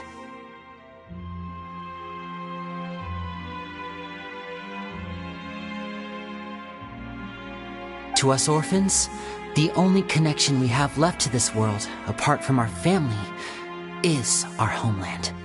So, from small deeds like distributing magic pockets to huge schemes like stealing a Gnosis, everything is aimed at dealing with that prophecy.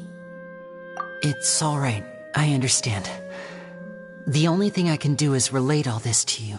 I just hope you can understand that even as a member of the House, I have never stopped making my own decisions, and that I believe what I'm doing is right. If you should need anything at all in the future, feel free to find me. I will do my best to help you, as plain Lyney.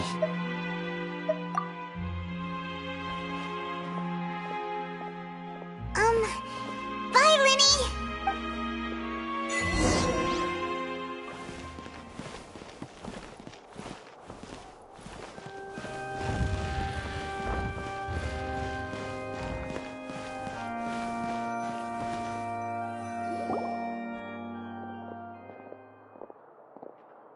Hey there!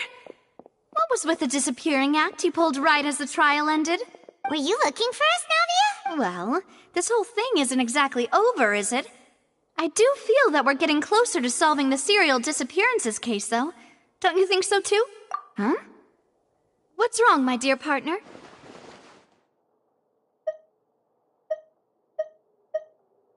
Besides, are you sure we're the ones who can crack a case that's been cold for decades now? And given that there's new evidence from the trial, there should be a trail of breadcrumbs for the Hydro Archon's people to follow now, right? Ah, I see. Well, I won't lie. I'm a little shocked to hear that from you. But I suppose you are just travelers who have only arrived in Fontaine after all. Sorry. I might have been too presumptuous. Don't say that, Navia. Ah, and we were having so much fun investigating with you, too. It was like having new waters flowing into a stagnant mire, causing new hope to spring forth, and the reflection in the murk to become clearer. Well, sorry about that. I'm a bit prone to nostalgia. Wait, shall we have a farewell meal? You know, to commemorate our time as partners? Huh? Do we really need to get that formal? Well, I'd just like to have a proper ending to every important memory. That way there are no regrets later. Anyway, it would just be a meal, so it shouldn't take up too much of your time. You don't have to twist Paimon's arm if— Oh, wonderful! In that case, why don't we return to the court of Fontaine and head to the Hotel de Boer? I believe we'll make it just in time for dinner. All right then, let's have our farewell meal!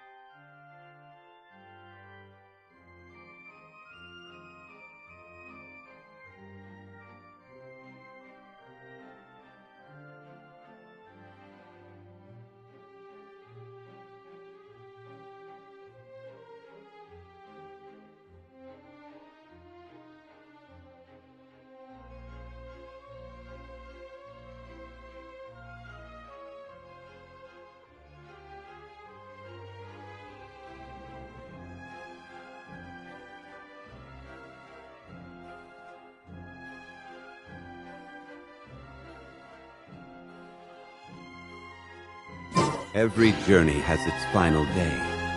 Don't rush.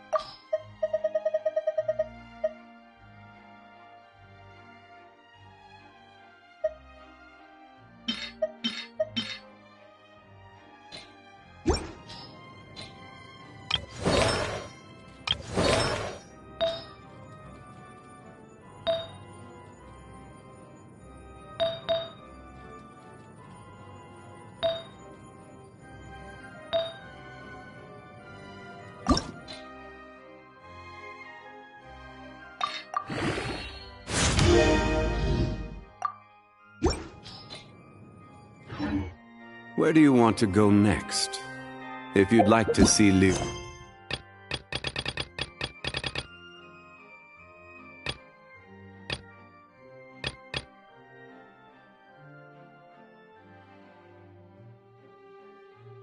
tourist spots. I have a few references. Osmanthus what?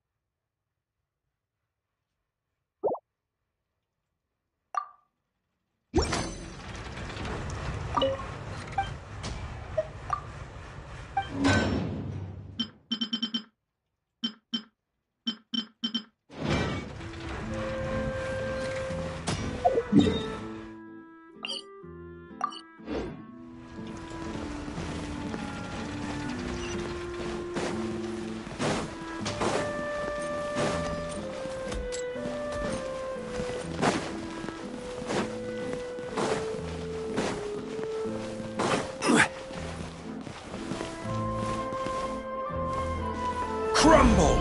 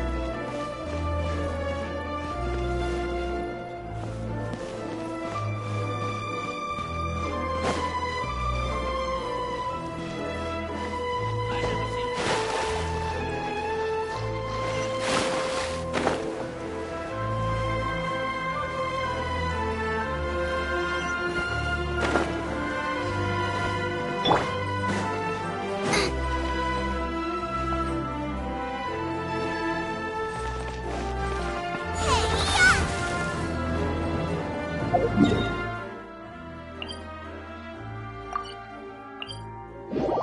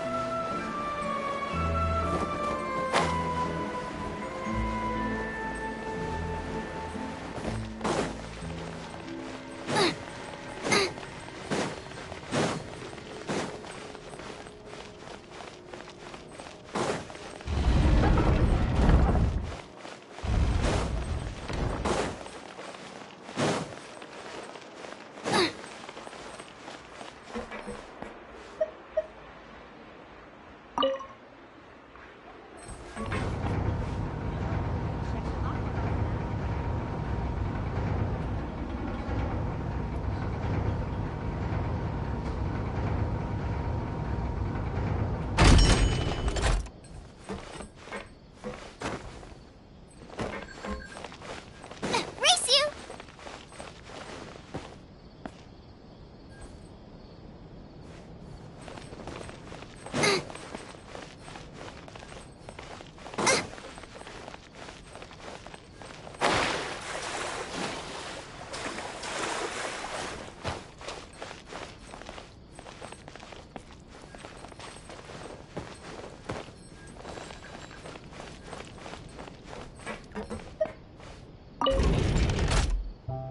Welcome to the court of Fontaine. Please watch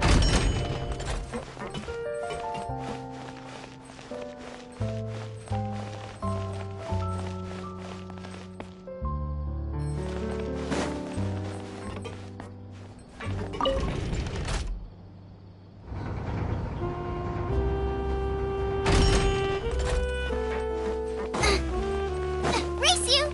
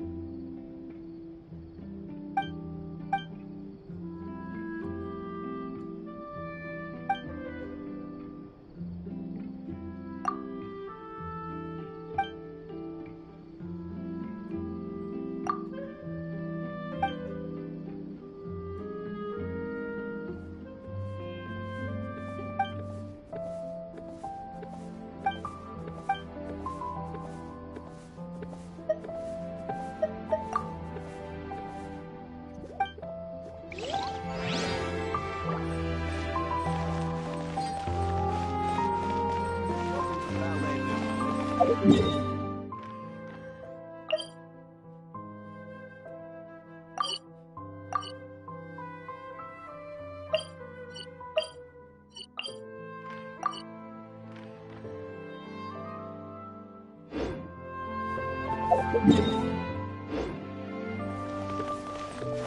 hope the weather's nice like this tomorrow as well.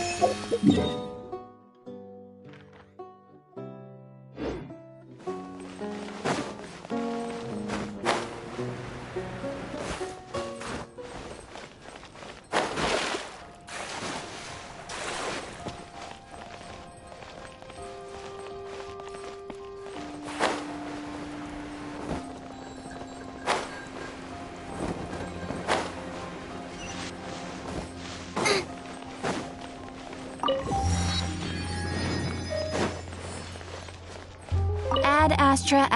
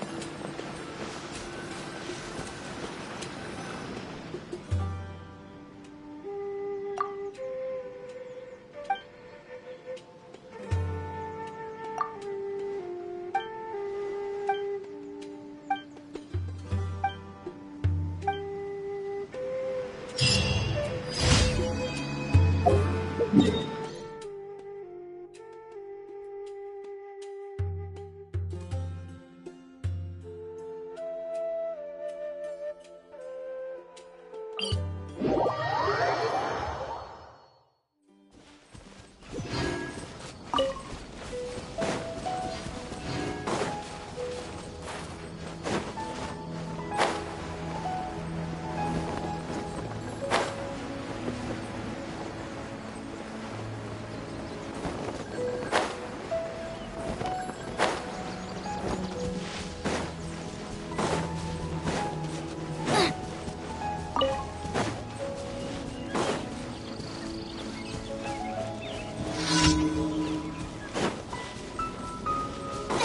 you!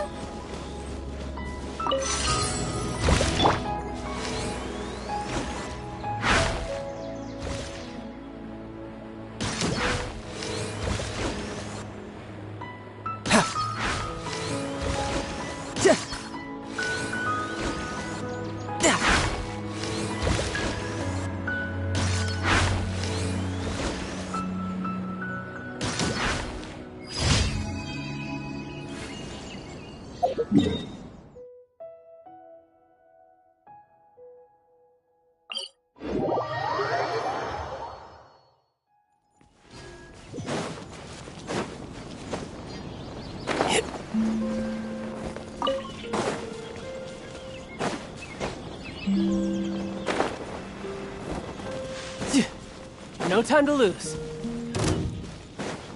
Yep. I could get used to this.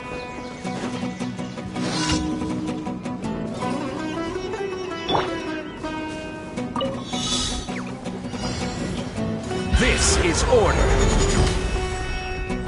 Gather! You're in for a little shock.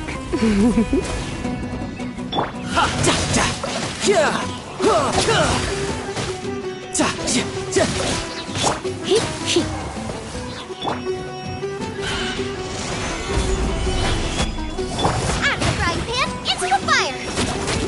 Ha!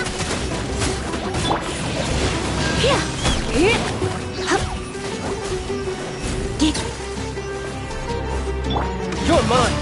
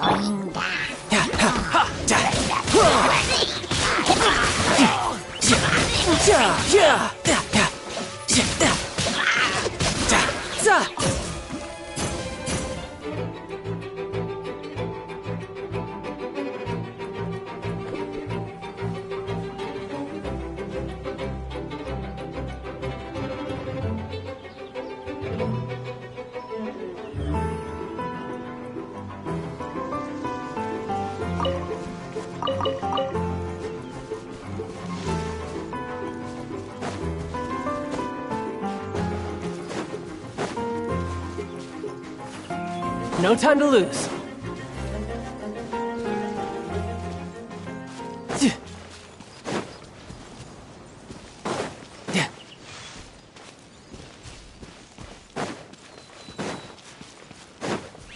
No time to lose.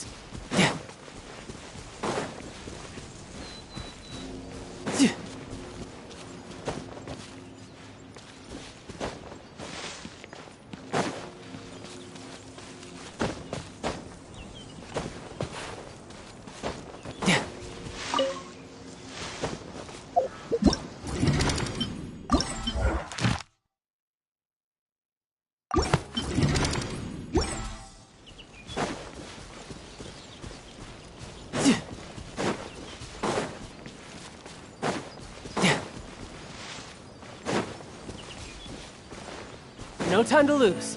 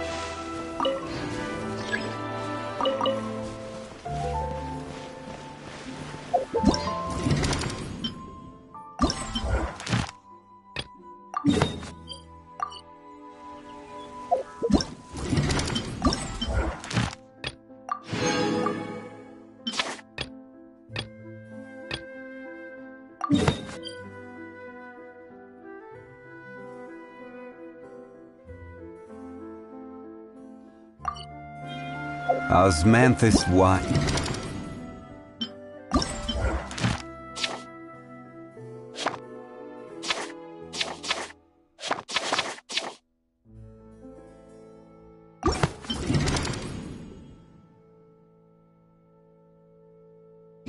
Taste this.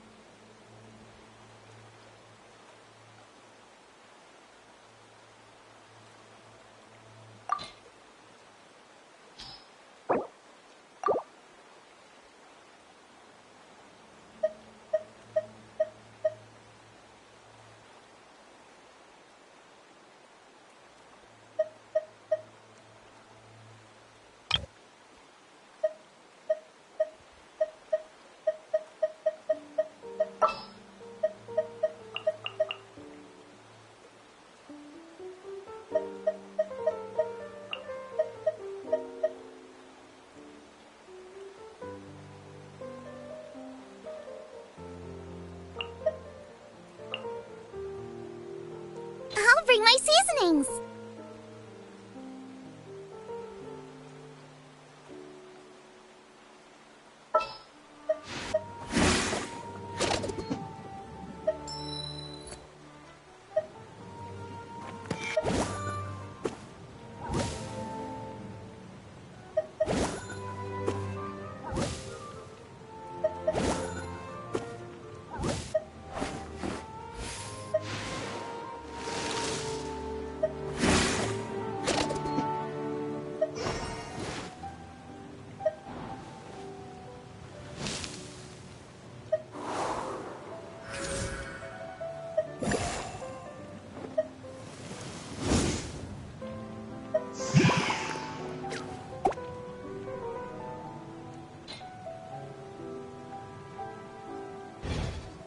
Boats are made for transferring commodities back and forth. And those that come across Leo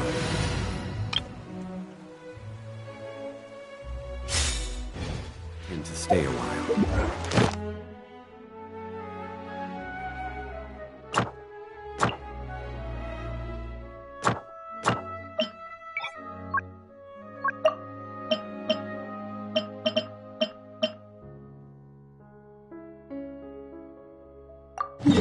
Is where many things come to settle.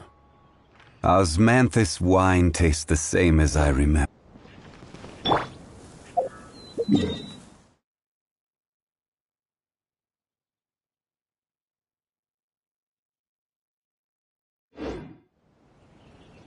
Is...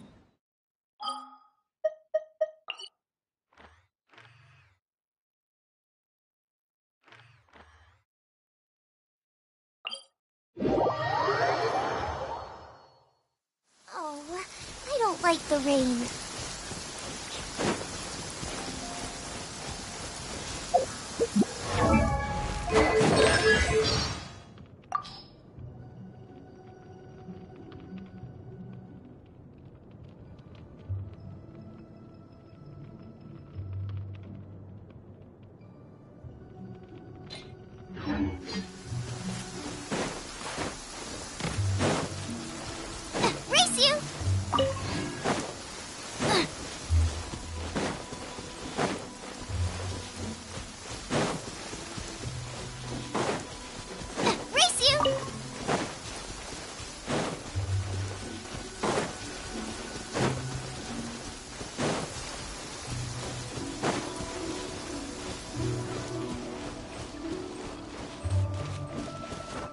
The rain has stopped. Come with me. Let's pick some matsutake.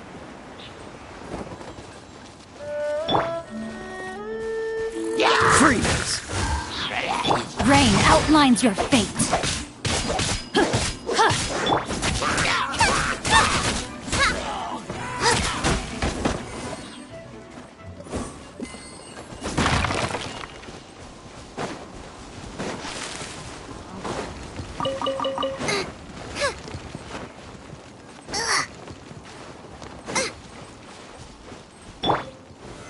Stabilize!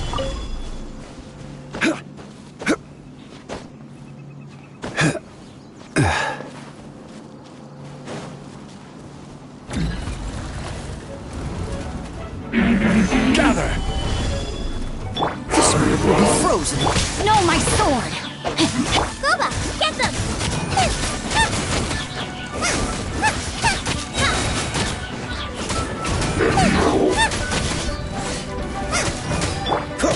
Dodge this!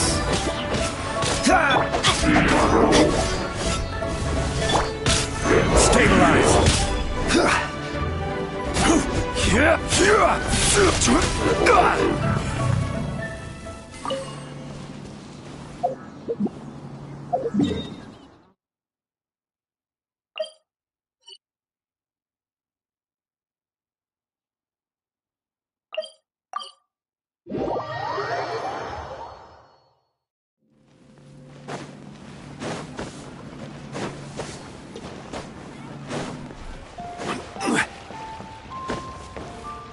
Ad Astra. Thank you for completing.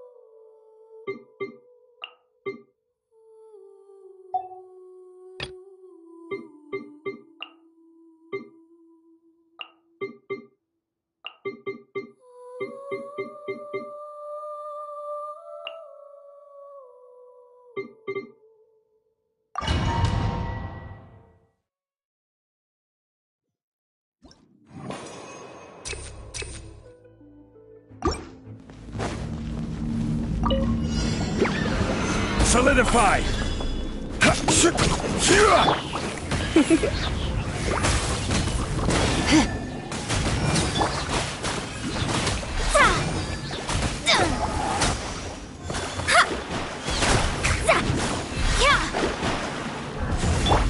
Scatter! Gather!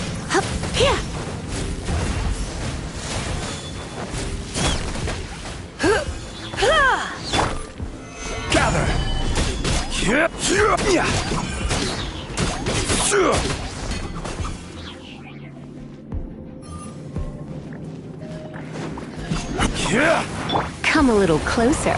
You've been a naughty boy. Let me scribe.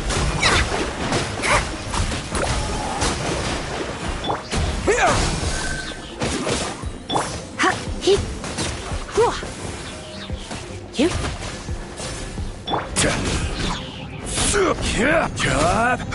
Delve into destiny.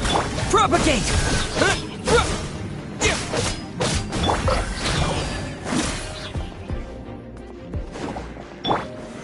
Solidify!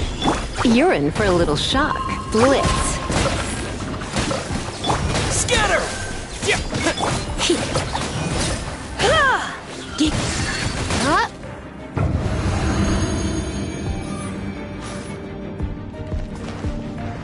Faster?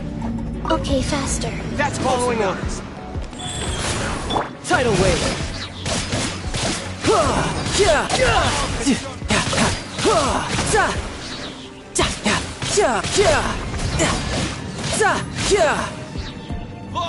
No touch. Where do you think you're going? Into the fire! Surrender! Where do you think you're going?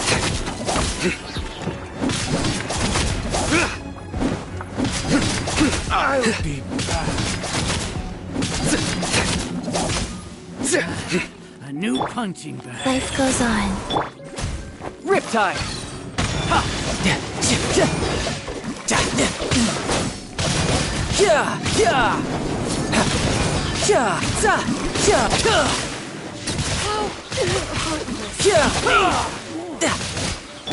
Nowhere to run! That's close enough. Hey, come on, you coward! Where do you think you're going? Go. Keep up! GUOBA, get them!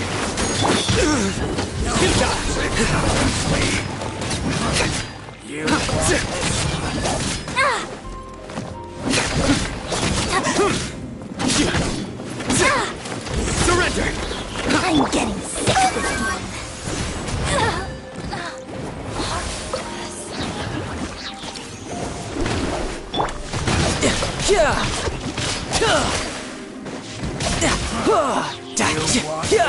Who's next?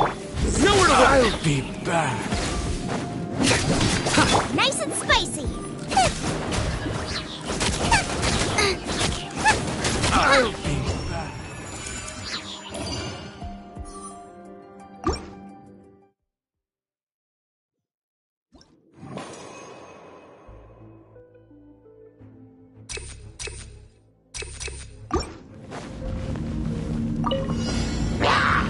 Gather!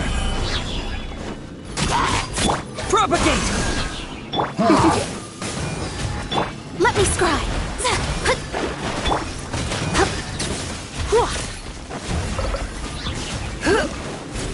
Come a little closer.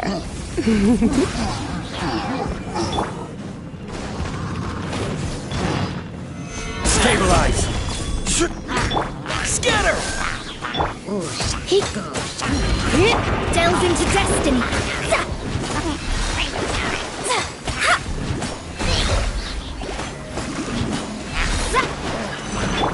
I will have order!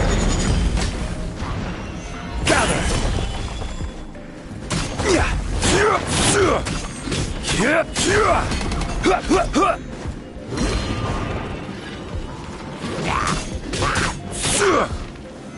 Solidify!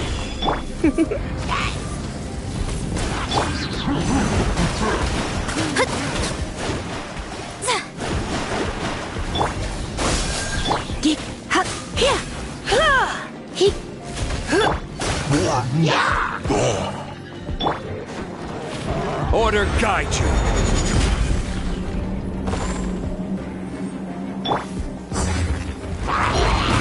You've been a naughty boy. You're in for a little shock. Blitz. Shadows of fate.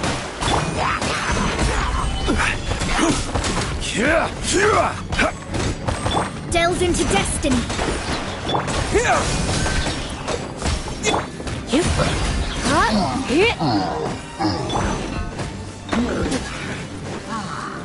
Stabilize!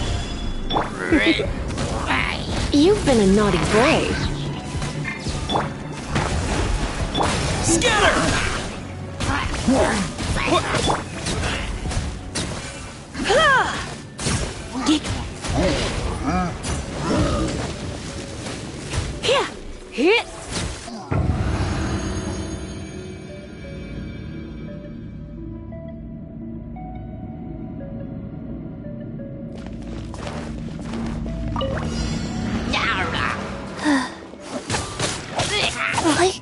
Rise. Faster. Good time! Tidal wave!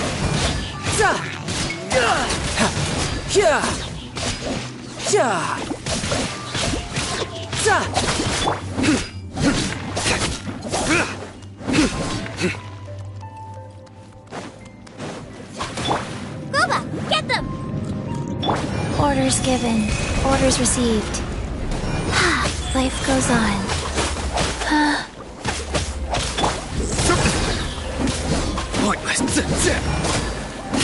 Nice and spicy. Nowhere to run.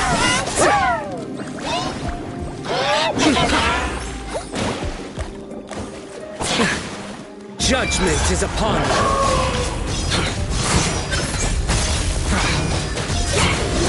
Guilty.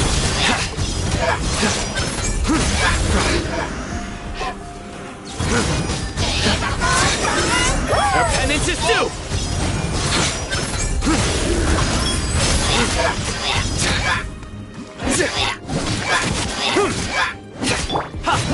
Yeah.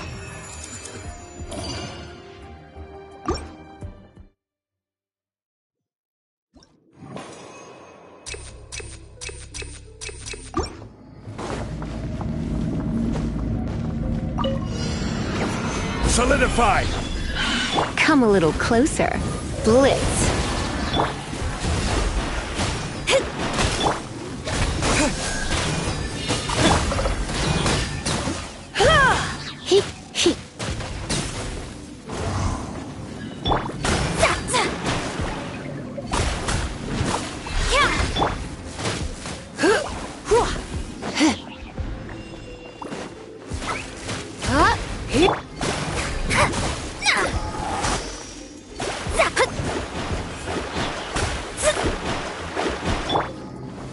Stabilize! This is order!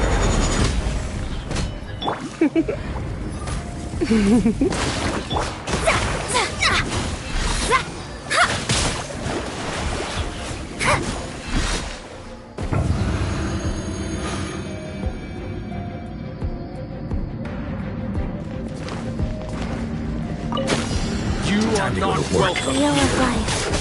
You're toast! You're mine. Shouldn't let your guard down.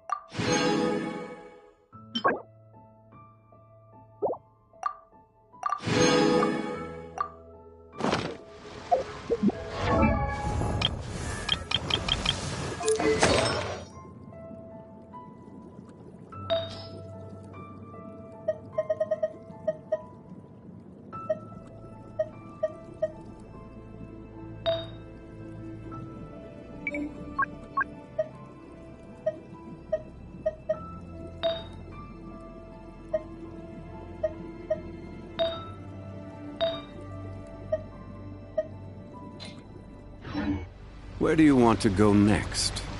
If you'd like to see Liu's tourist spots, I...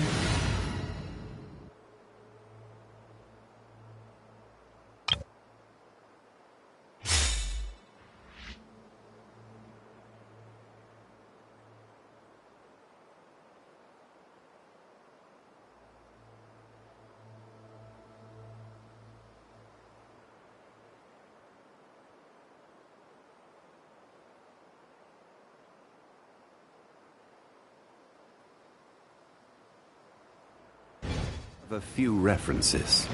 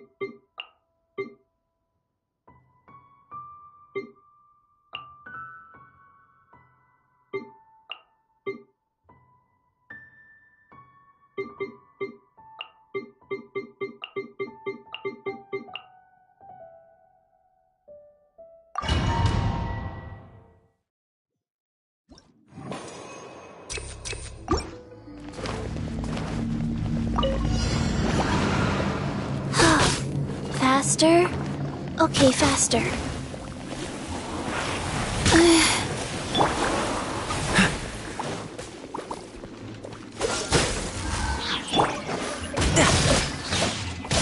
No time to lose. Come a little closer. What's the hurry? Freeze! You're in for a little shock. Yep.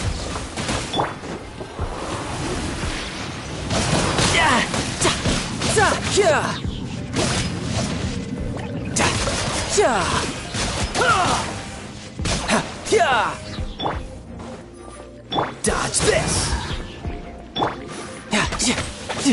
You can run, but you can't hide. Rise. Freeze!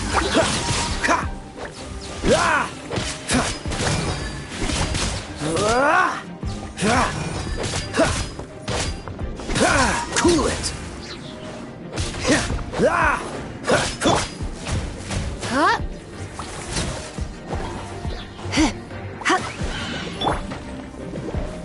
Sacred name, fortune preserver. Oh, so sorry.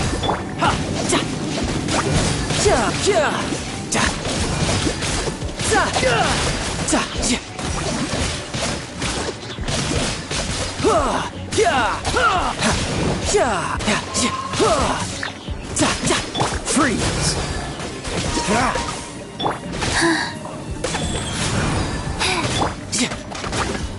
No time to lose. Cool it!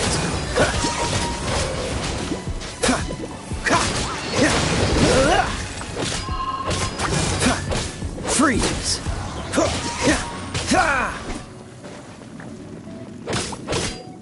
Tidal wave.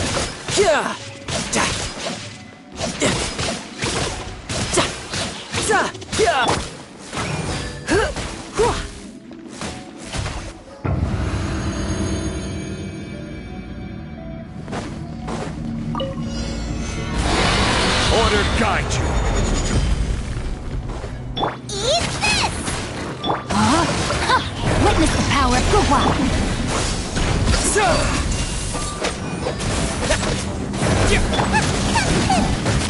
Race you! GUOBA, get them! Gather! Rain outlines your fate.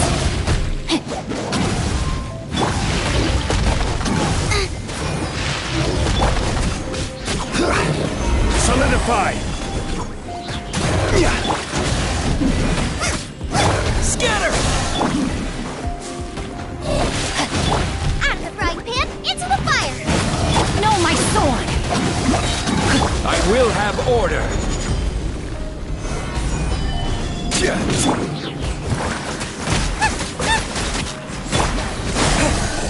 Nice and spicy!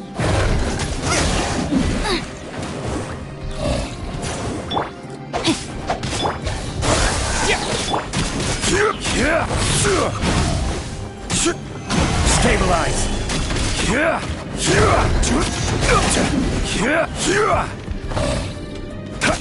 Propagate!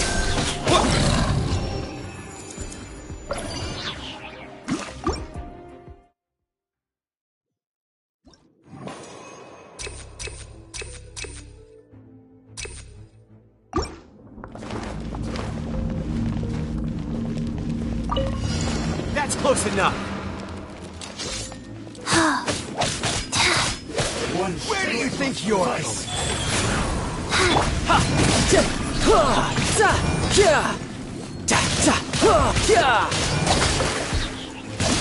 Cool it!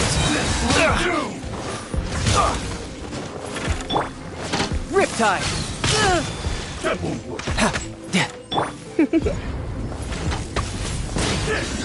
I'll be back. Life goes on. I'll be back. Dodge this!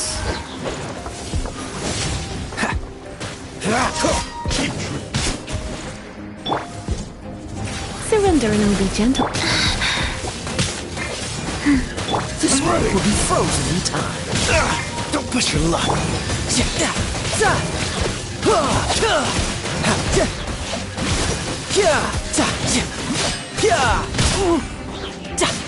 Eat this!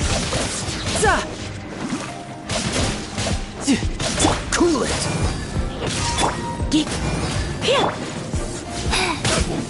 Opening box of Adepti tricks. Wheel of life. Dodge this! Cut down! Don't be such a brute. Eat this!